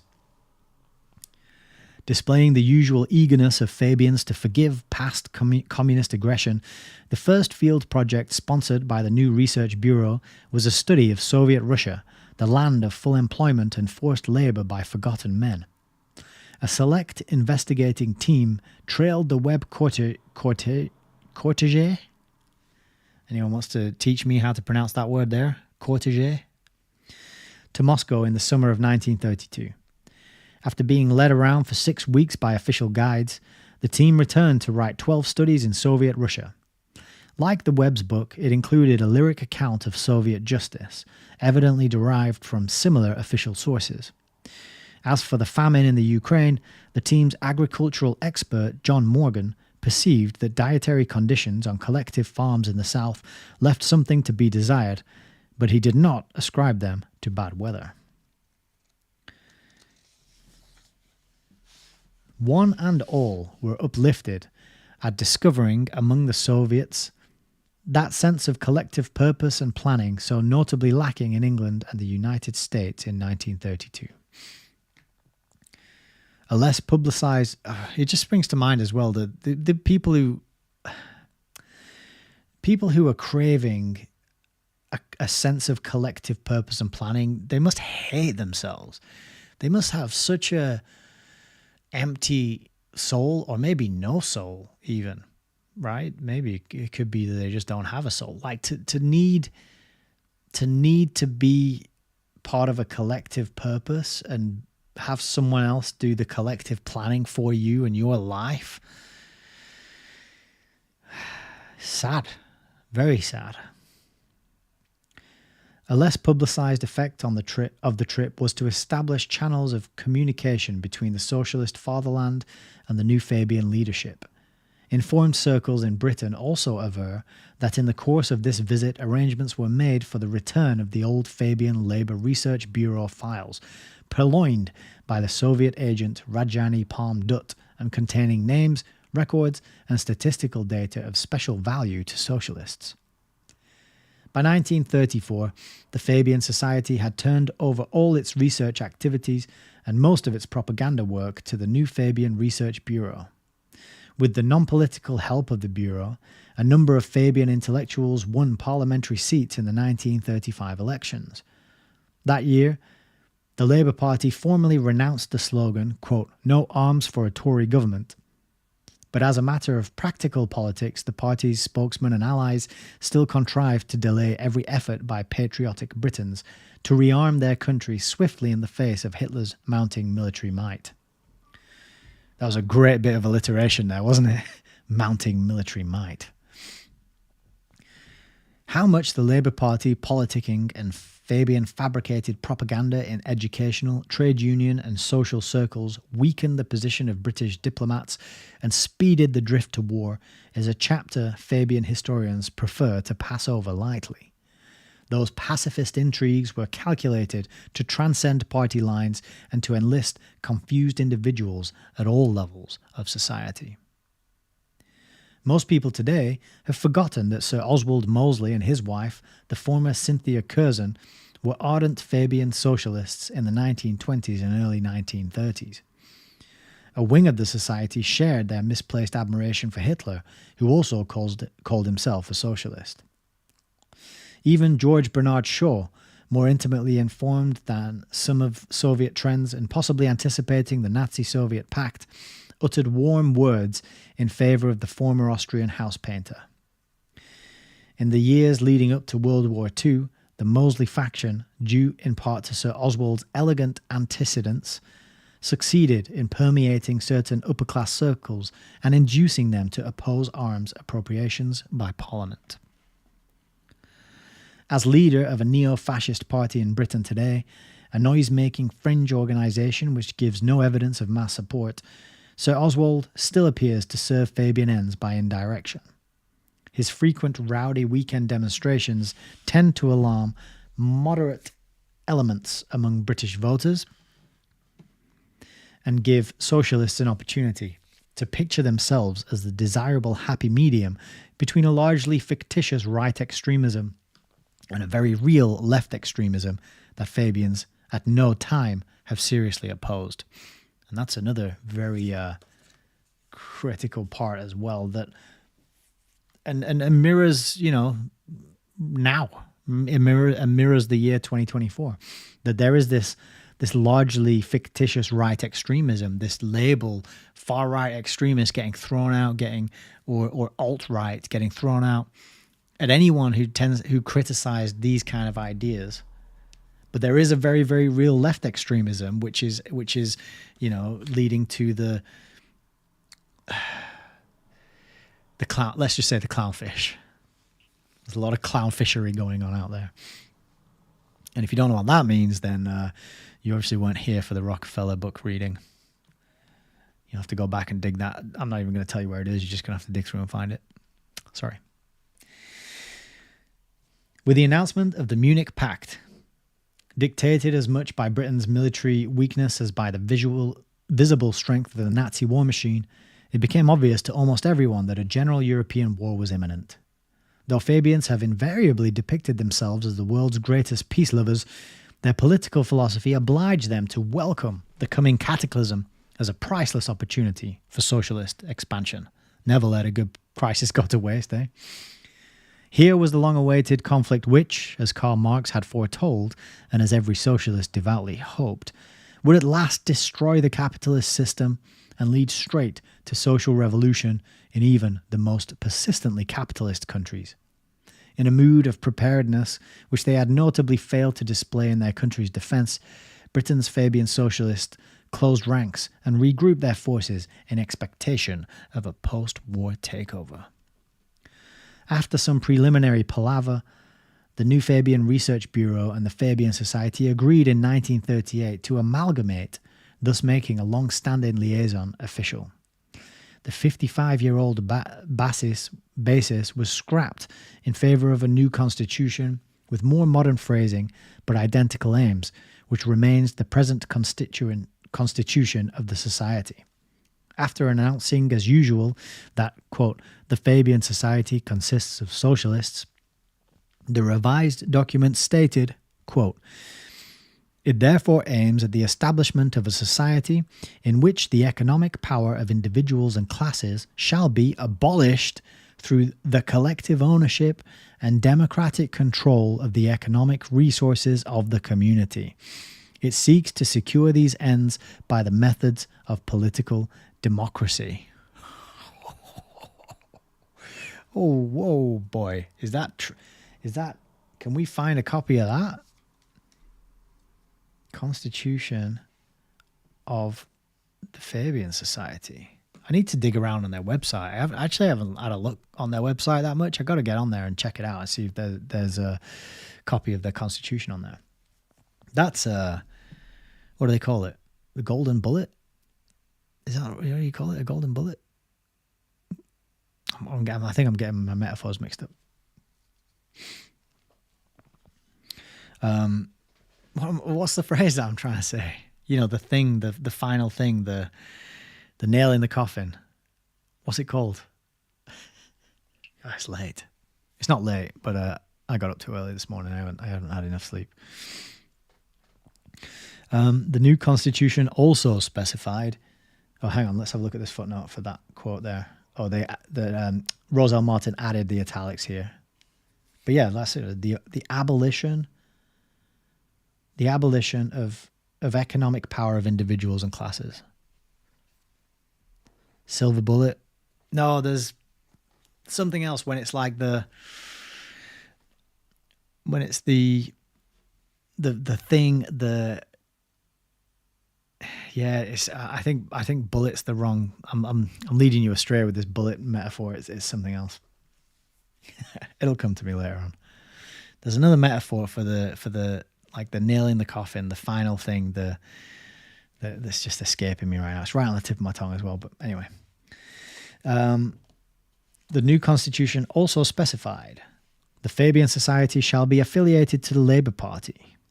Its activities shall be the furtherance of socialism and the education of the public along socialist lines by the holding of meetings, lectures, discussion groups, conferences, and summer schools, the promotion of research into political, economic, and social problems, national and international, national and international. There you are. There's the international.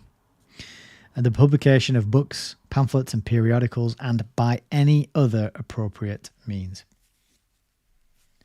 The footnote for that little quote there is, as a condition for full membership, the Fabian Society required that applicants be eligible for membership in the Labour Party.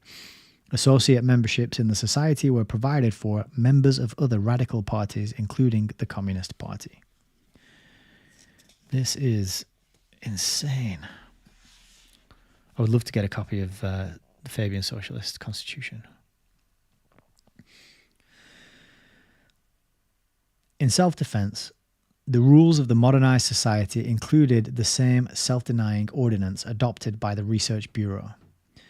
No resolution of a political nature, taking a stand or calling for action, was to be issued in the name of the society. Delegates to the Labour Party and other conferences were to be nominally uninstructed. Thus, the Fabian Society retained freedom from Labour Party discipline, while its informally coached members could exert their influence separately or in concert within the Labour Party and other outside organisations. The Research Bureau still remained supreme, being authorised to name 9 members to the Joint Executive by co-option, that is, without the formality of election by the Society's general membership, a strange example of political democracy at work. It continued, as before, to transit executive-approved material to allegedly independent persons and organisations that might or might not be known as socialist. A classic subterfuge reminiscent of that old master of political black arts, Sidney Webb. Though the total listed membership of the Fabian Society then numbered fewer than 2,000, every one was a hardcore socialist, frequently boasting a personal following and a well-established reputation in the political, labour, education or communication fields. Actually, I'm just going to go back and add a tab to that last page. That is definitely a tab-worthy page. It's page 63 for anybody following along at home with their own copy or maybe reading an electronic copy that you found online. Page 63 is the crazy quotes from the Fabian Socialist Constitution that we just read.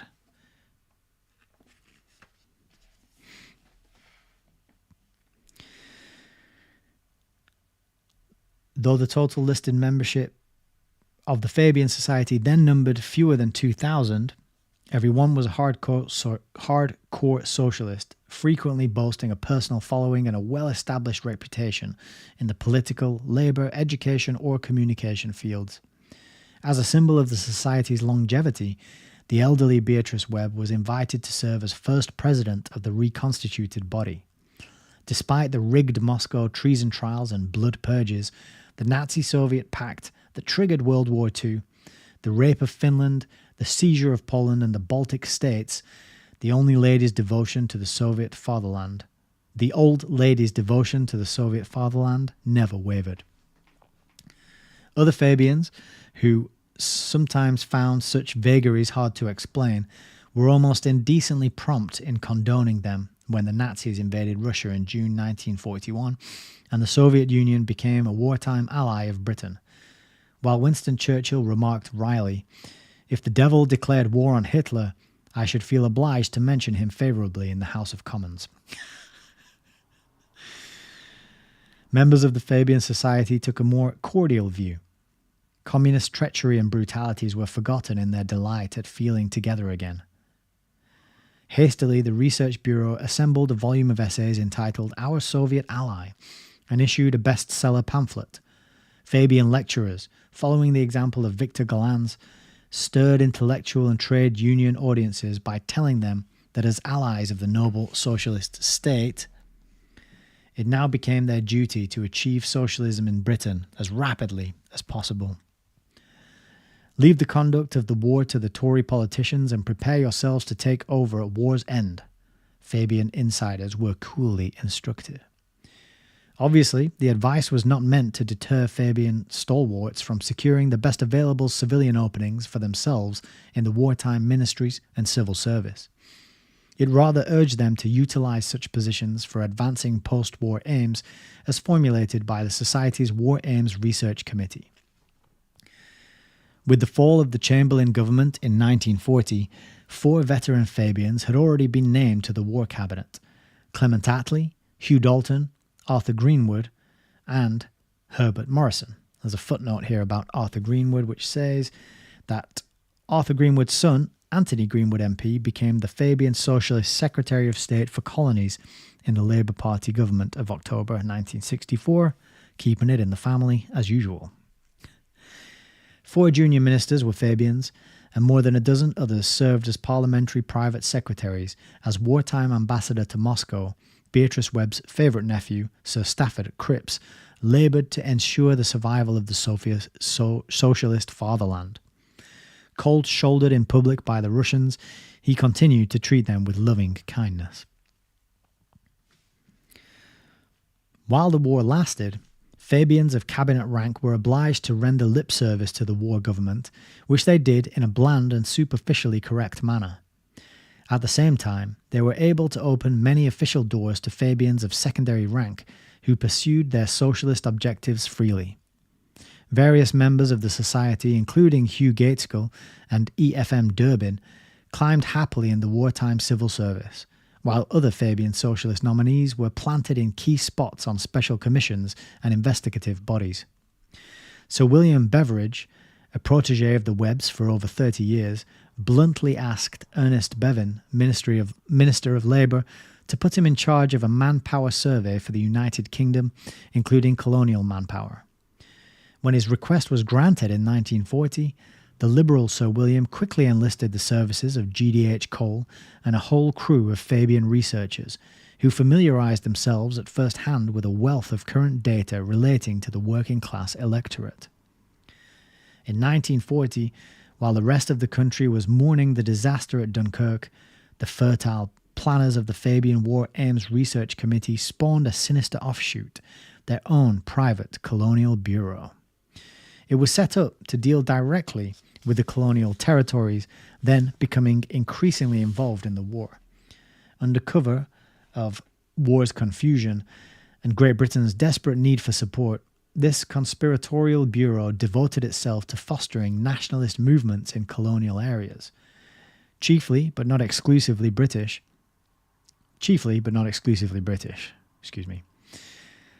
The Fabian Colonial Bureau, since renamed the Fabian Commonwealth Bureau, was established in October 1940 as a separate section of the society, with the globe-trotting Arthur Creech Jones as chairman and Rita Hinden, PhD, as permanent secretary. Although questions relating to India and Palestine were still rooted to the Fabian Society's executive, the rest of the colonial world was the Bureau's oyster, and Africa its particular pearl. The first research pamphlet published by the Fabian Colonial Bureau, Labour and the Colonies, gave a socialist twist to material obtained from the Manpower Survey. Its first book-length offering was Rita Hinden's Plan for Africa, and it printed at least one pamphlet, America's Colonial Record, by John Collier, who headed the United States government's American Indian Bureau under Harold Ickes. Flagrantly anti-imperialist, the Fabian Colonial Bureau fanned the sparks of discontent by publicising every controversial aspect of British colonial rule through parliamentary questions, briefing of MPs for debate, letters to the press, and a monthly journal, Empire.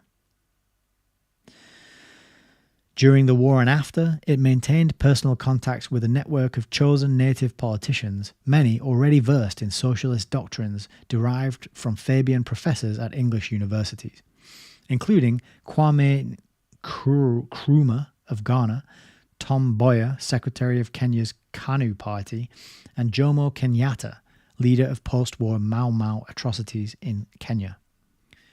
While Great Britain battled for survival against the most efficient war machine in history, this strictly unauthorized private bureau had the hardihood to draft post-war plans for separating the colonies from the mother country according to a gradualist Fabian timetable. When a Labour Party government was acclaimed in 1945, the chairman of the Fabian Colonial Bureau, Arthur Creech Jones, was promptly posted to the government's Colonial Bureau, first as Assistant Secretary for the Colonies, then as Secretary.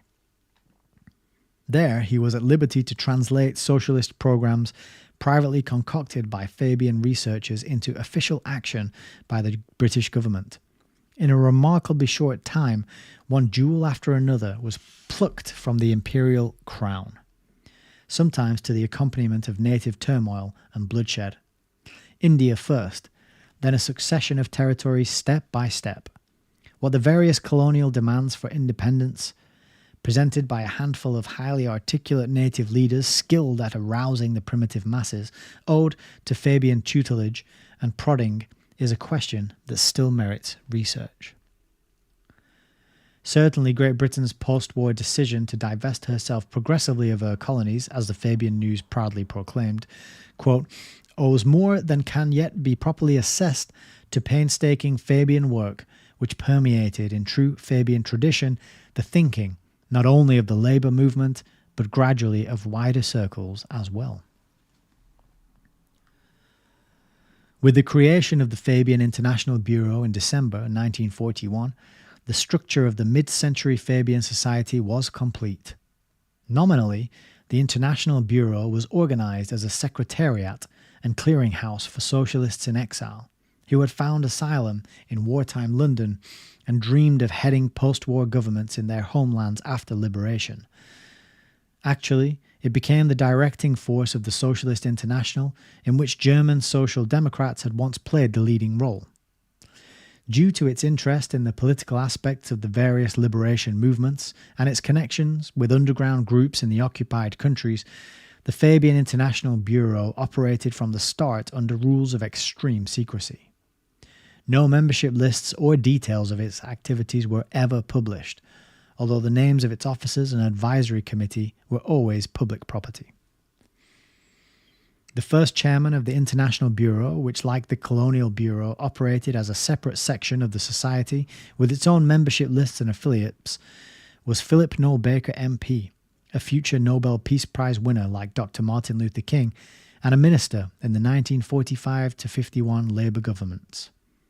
This particular bureau combined underground work with research in international matters, ran a lecture bureau that scheduled propaganda tours for selected publicists, and drafted plans for Britain's post-war foreign policy, which it proposed to dovetail with an international socialist policy in foreign affairs. Failing to take into account factors of power politics, the Fabian International Bureau looked forward starry-eyed to an era of mutual trust and reciprocity between the Soviet Union and Britain after the war. For the United States, the Bureau advocated the scheme of federal union with Britain as a prelude to socialist world government, a Fabian doctrine promoted even before America entered the war by R.W.G. Mackey, member of the International Bureau's first advisory committee, together with the well-known Anglo-American publicist Clarence K. Strait. This is a long chapter, but I think we've got about 5 pages left, something like that. So we'll keep going.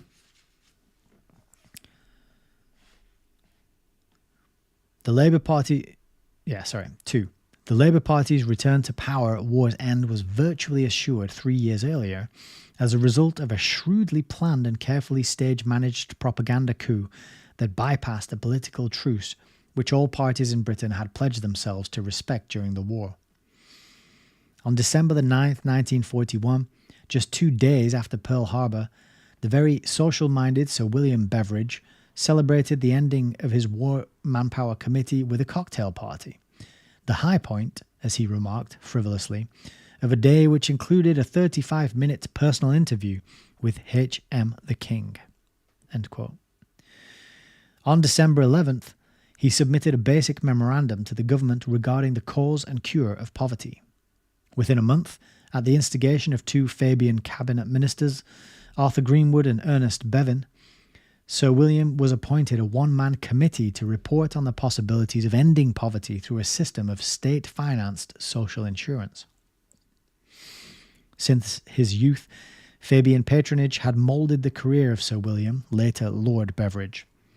Back in 1909, when Fabians were busily penetrating the Liberal Party, Sidney and Beatrice Webb had recommended the boy Beveridge to Winston Churchill, himself an active Liberal at the time. 10 years later, Beveridge was the Webbs' chosen candidate for director of their beloved London School of Economics. Before assuming that position, which he held from 1919 to 1937, Sir William recalls that Sidney Webb was the only trustee with whom he conferred. In 1923, Beveridge received a postcard from Graham Wallas, one of the original Big Four of the Fabian Society, informing him that Beardsley Rummel, a director of the Laura Spelman Rockefeller Fund, was en route to England and would make a special trip to Liverpool to confer with him. As a result of that meeting and the contacts ensuing from it, Sir William eventually extracted some millions of dollars from private foundations in the United States to endow chairs in the social sciences, as well as to erect the new buildings in Bloomsbury now occupied by the leftist school. Sir William was something of a social lion in his later years. His Olympian dignity, conversational gifts, and talent for moving in high society made him a priceless tool of Fabian permeation on both sides of the Atlantic. Always one of Beatrice Webb's, quote, obedient young men, his reputation for profundity was assured by a succession of Fabian researchers and ghostwriters, who at one time included Harold Wilson MP. Through the agency of this synthetic but imposing personage, the Fabian turtle struck hard enough to assure the political defeat 3 years later of the noblest Briton of them all, Sir Winston Churchill. Early in the war, a subcommittee of the Fabian Society had prepared a volume of essays on social security, edited by W. A. Robson of New Fabian Research, but not published until 1943. All the material contained in those essays was presented to Beveridge in the form of collective evidence when the authors testified before Sir William and a group of interdepartmental employees called in for appearance's sake to assist him. Such testimony formed the basis for a report signed and submitted by Sir William alone, quote, one man disguised as a committee, he noted gleefully, a situation without precedent in British government circles. Published in December 1942, the widely touted Beveridge Report had repercussions which, in the opinion of Sir William and his friends, quite eclipsed the painful war news of the day from North Africa.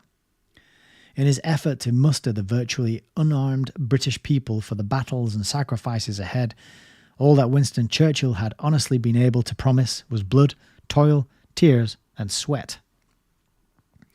Unless and until the war was won, there was no security on earth, and in December 1942, the outcome of the war was still problematical.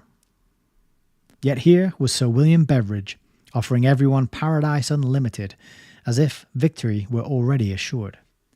He announced that poverty could and should be abolished through a species of state-administered insurance extending from the womb to the tomb. To a bomb-shattered, blitz-shocked nation and to the anxious troops overseas, his message was enticing. That was precisely what the Fabians, with their cynical grasp of mass psychology, had planned. If the Beveridge Report had been shelved until after the war, as at first seemed likely, it might have caused little commotion.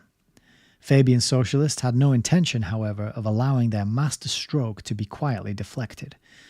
Somehow, word of the report's exciting contents was leaked in advance to news correspondents, not by Sir William in person, but by a, quote, friendly embassy, to which he had submitted a preliminary draft. It was the friendly American embassy, headed by John G. Winant, whose appointment as an, quote, ideal ambassador to the court of St. James had been suggested to President Roosevelt by the arch-Fabian Harold Lasky. For several weeks following the news leak, Sir William was in disgrace and ignored by his government. All at once, Beveridge was summoned to a press conference at which the Minister of Information, Brendan Bracken, presided. The same evening, he was invited to discuss his report over a worldwide British broadcasting company hookup that reached the fighting troops abroad. Brendan Bracken, who had served as Winston Churchill's private secretary, did not act in this instance without authorization. Pressure had been exerted by highly placed friends in America to ensure the widest possible publicity for the Beveridge Report, pressure which Prime Minister Churchill, as a suppliant for United States war aid, was in no position to resist, and to which he yielded without comment. As Sir William himself confided in a memoir modestly entitled Power and Influence, quote, "My friend Mrs. Eugene Meyer of the Washington Post, when at last I did manage to get a copy of her by the embassy bag, cabled to me on December the 9th that the effect over there was electrifying. Professor A.D. Lindsay, just returned from a visit to America, wrote me on December the 24th that he had found universal interest in the report all over the United States, and that President Roosevelt had talked of getting it made into a congressional document and having 1 million copies distributed. Though this did not happen, the British government arranged with Macmillan's in New York for an American edition to be printed at top speed and netted $5,000 for the British Treasury." In Britain, the public boom of the report was fantastic, partly due to skillful briefing of the press, partly because the report itself played so shamelessly on the deep-rooted hopes and fears of ordinary Englishmen. Lord Pakenham, the Fabian peer and absentee Irish landlord who served as Sir William's aide, admits to having been extremely active in his contacts with the newspaper world. Describing the effects of those news stories on the British housewife, his lordship tells how, early in the morning after the Beveridge Report was made public, he stopped at a newspaper shop to see the headlines he had helped to plant. "Papers?" said the old lady in charge. "You don't think I've got any left? Is that Sir William Beveridge?" "What's he done now?" asked Lord Pakenham, pretending innocence as usual. "It's what he's going to do," answered the poor old lady. "He's going to abolish want." In retrospect, the whole performance seems a cruel farce, perpetrated for the shabbiest reasons of political advantage on a hungry and hopeful nation at war. Within a few weeks, Sir William was the best-known character in England, more conspicuous for the moment than Sir Winston Churchill himself. A Gallup poll showed that 19 of every 20 adults in Britain had heard of his report, and the average Briton was dazzled by that picture of a bright new world. Such results were not casually achieved. Lord Pakenham confesses that he alone made 250 speeches to help sell the Beveridge Report to the public. Another, Fabian's propagandist, swung simultaneously into action throughout the land. Shortly after its publication, the National Council of Labour, representing all trade unions, the Cooperative Union and the Labour Party unanimously approved the report and called on the government to introduce the necessary legislation for an overall programme of cradle-to-grave security, literally an impossibility in time of war or peace.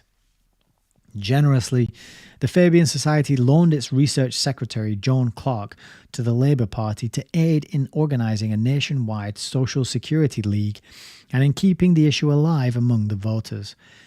Whenever the agitation seemed in danger of subsiding, Fabian members of Parliament on the Labour benches revived it by needling the war government for an official statement of post-war intentions and by demanding proof that government leaders could be trusted in that regard. Socialism was never mentioned, only social benefits. Most Englishmen were unaware that the blessings so freely promised must be paid for in time, not merely out of earnings, but at the price of total dependence on a bureaucratic state. On February 3rd, 1945, Arthur Creech Jones MP, member of the executive of the British Labour Party and chairman of the Fabian Colonial Bureau, addressed the 40th anniversary dinner event of the League for Industrial Democracy at the Hotel Astor in New York City. There, he announced brazenly, quote, "We anticipate before long that our movement will be in power. We believe that the time will not be very far after making of peace in Europe. The movement is preparing for this great opportunity. Before the year ended, his prediction had become a reality. To the astonishment of most of the world, the British people renounced their wartime leader, Winston Churchill. Instead, they voted into office a Labour Party government dominated by a secret society of Fabian socialist intellectuals who were pledged to dissolve the empire and the economic structure sustaining it. Only the Fabians and their friends showed no surprise. That little band of prophets knew in advance what the election returns would be. Through a combination of long-term research, a coldly calculated appeal to mass psychology, and a deep-dyed duplicity. That's some more good alliteration there. Socialism had achieved full power in Britain by constitutional means. While congratulating themselves on exploiting the methods of political democracy, Englishmen overlooked the fact that only a few years earlier, the late Adolf Hitler's party had been elected no less legally and democratically, and with equally firm intentions of subverting the constitution that made possible its rise to power. So Britannia won the war and abandoned her symbol of victory.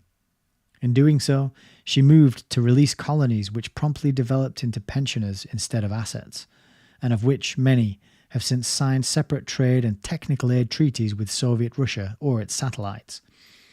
At the same time, Britons voted themselves quite cheerfully into socialist bondage at home, transposing the major strains of rural Britannia into a plaintive minor key. What had once been a stirring victory march became, for the time being, a dirge.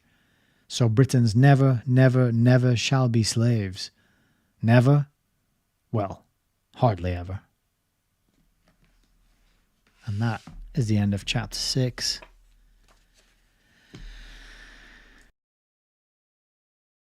Wow. That was really powerful stuff, actually. I'm going to take a sip.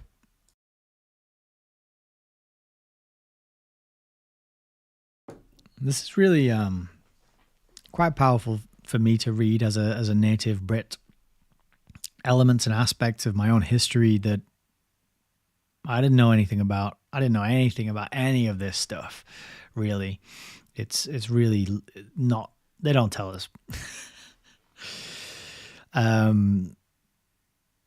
Yeah, I'm kind of lost for words in a way. I'm really glad we picked this book to read, though. That's for sure. I'm gonna have a quick scan of the comments here. There's a lot of stuff going on here. LJ says screw tape letters would be fantastic. That's another one to consider. Frank says, my image of Fabian meetings is one of a group of people sitting around a table trying to outdo each other in Malthusian schemes. I think you're probably not far wrong there. Frank Lennon says, capitalist profits. The Fabian Freeway is actually the Fabian Free Way. They take from everyone else, take from the industrious, and take from those who are creating real wealth. Yeah, that's it. Like you can't, it all revolves around one group taking from another group and giving to a third group. Dave Stevenson says, one of the bigwigs at the new Fabian Research Bureau is the great-grandfather of Eric Pickles, of all people. I don't know who Eric Pickles is. Leonard Woolf, William Robson, Hugh Dalton, and Evan Durbin, some of the names. Hugh Dalton was a chancellor at one point. Nice. Frank Lennon says, Research Bureau, i.e. the preparation of scripts for useful idiot use. Yeah. Heidi says they just hate God or the idea of a creator because of their pride. It's pride that blinds. Yeah, pride and ego. Adam says, hi, late again, watching from the start. Hope you're enjoying the show, Adam. I gave you a shout out earlier for your excellent find with the high-res socialist window picture. So I put that at the very top of the chat. So if anyone wants to check that out, go and have a look. All right. And then LJ says, wow, so good. And CESP say it's an eye-opener. It is. But this is what I was saying about it's so good to actually have a narrative that makes sense of things and explains what's going on in the world. And finally, you've got that historical narrative and story that actually makes sense and allows you to go, okay, right, and now I see why we are where we are, why things happen in a certain way, who is to blame for that. But it is kind of sad too. It's kind of heartbreaking. It's kind of, I often feel like I've been kind of cheated out of a culture because I haven't really grown into one. I talk to my parents about even their generation growing up in my hometown, and I often feel like I wish I'd been born during their generation. Like, yeah, the times were harder, things weren't quite as materially comfortable and wealthy, but they had a community, and I didn't have that coherent sort of cultural identity growing up. And I've, for that reason, kind of drifted around, been to many different places, lived in Asia for 6 years, and I've kind of had to build a culture for myself in a way. I don't know if that makes sense, but it's partly because of the efforts of this kind of group, this Fabian socialist group, to destabilize and disrupt and smash to bits, hammering according to their heart's desire. They're hammering out any sense of pride or cultural identity or national investment in the nation state and the country and the empire. Not saying it was a good thing to be an empire and to be going and taking over and inserting ourselves into other countries around the world. Just to say that there's very little in the way of cultural identity these days, and I think doubly so for people younger than me, the new generation coming along now. I got a lot of American culture, I got a lot of that Hollywood stuff, but I don't even know what kids are getting now. TikTok, they're getting Chinese stuff, so they're kind of probably getting groomed into socialism / communism via TikTok, I suppose. CESB says, agreed. In a way, humanity has been cheated. Yeah, it does seem like that, doesn't it? It really does feel that way. So it's kind of I would say a down note, but it's just sobering. Let's put, that's probably the word I want to put on it. I'd say that last chapter was a sobering one. Certainly lots to think about. It's the kind of chapter I think those two chapters actually I could probably read again. And I will definitely be going back to listen to this recording to soak all that in, because for sure there's a lot of info there, a lot of references to check, and a lot of things to investigate. But I don't know. It's that feeling. It's that feeling of I get when I read certain things, certain books. You read them, and it just resonates. There's a feeling when you read it, when you're like, oh, okay, yeah, this fits. This fits my understanding of what I see.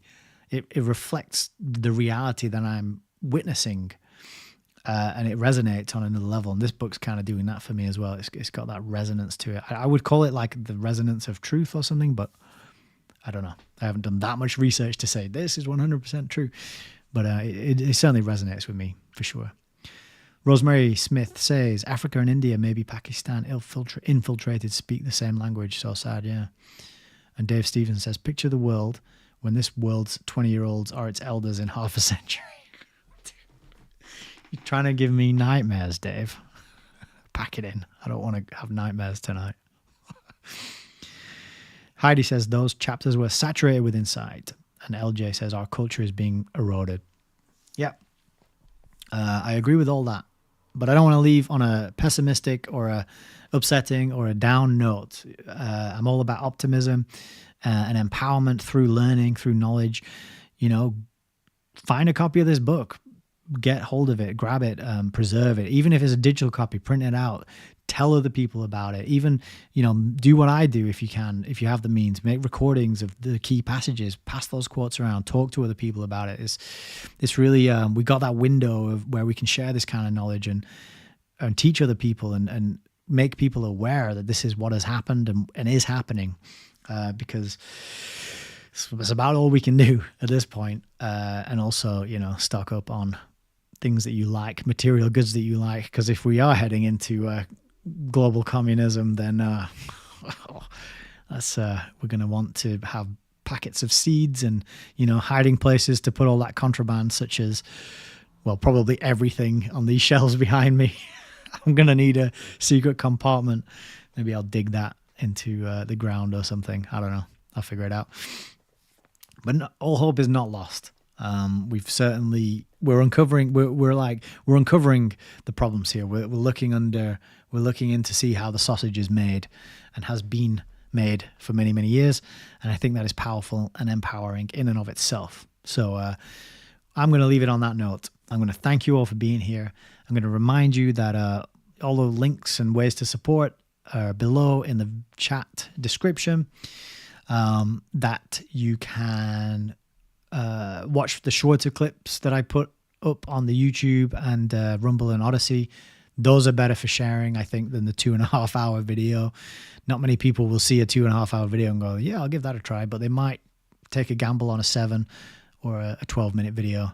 Gwen says it was a different world. Yeah, I bet it was. I just can't imagine it. And I feel like what's the word? Like a longing. I'm losing my words. That means I've been talking for too long. Like a longing, like nostalgia. That's it. And I feel like a nostalgia for that time, even though I wasn't there. Just when everyone knew each other and there was a community and people and the pubs were full and there was loads of pubs and, you know, food was organic because they hadn't invented all these pesticides and herbicides and fungicides and GMOs and all this other nonsense. They weren't spraying the skies and they weren't bombarding people with propaganda 24/7 straight into their minds via the black mirrors. You know, I'm like, oh, that sounds good to me. Like it's the kind of feeling I get when I watch TV shows like Deadwood or Mad Men, you know, and there's really not many televisions, no screens, no mobile phones, just people living. And yeah, I know it's fiction, so I don't know how accurate that stuff is, but it shows people living. You know, I even get a bit of nostalgia watching like X-Files or The Wire, just having the old touchscreen, like the non-touchscreen mobile phones, just those, because walking around Manchester today and just seeing everyone staring, head down, looking into their little black mirrors, it's like, oh, man.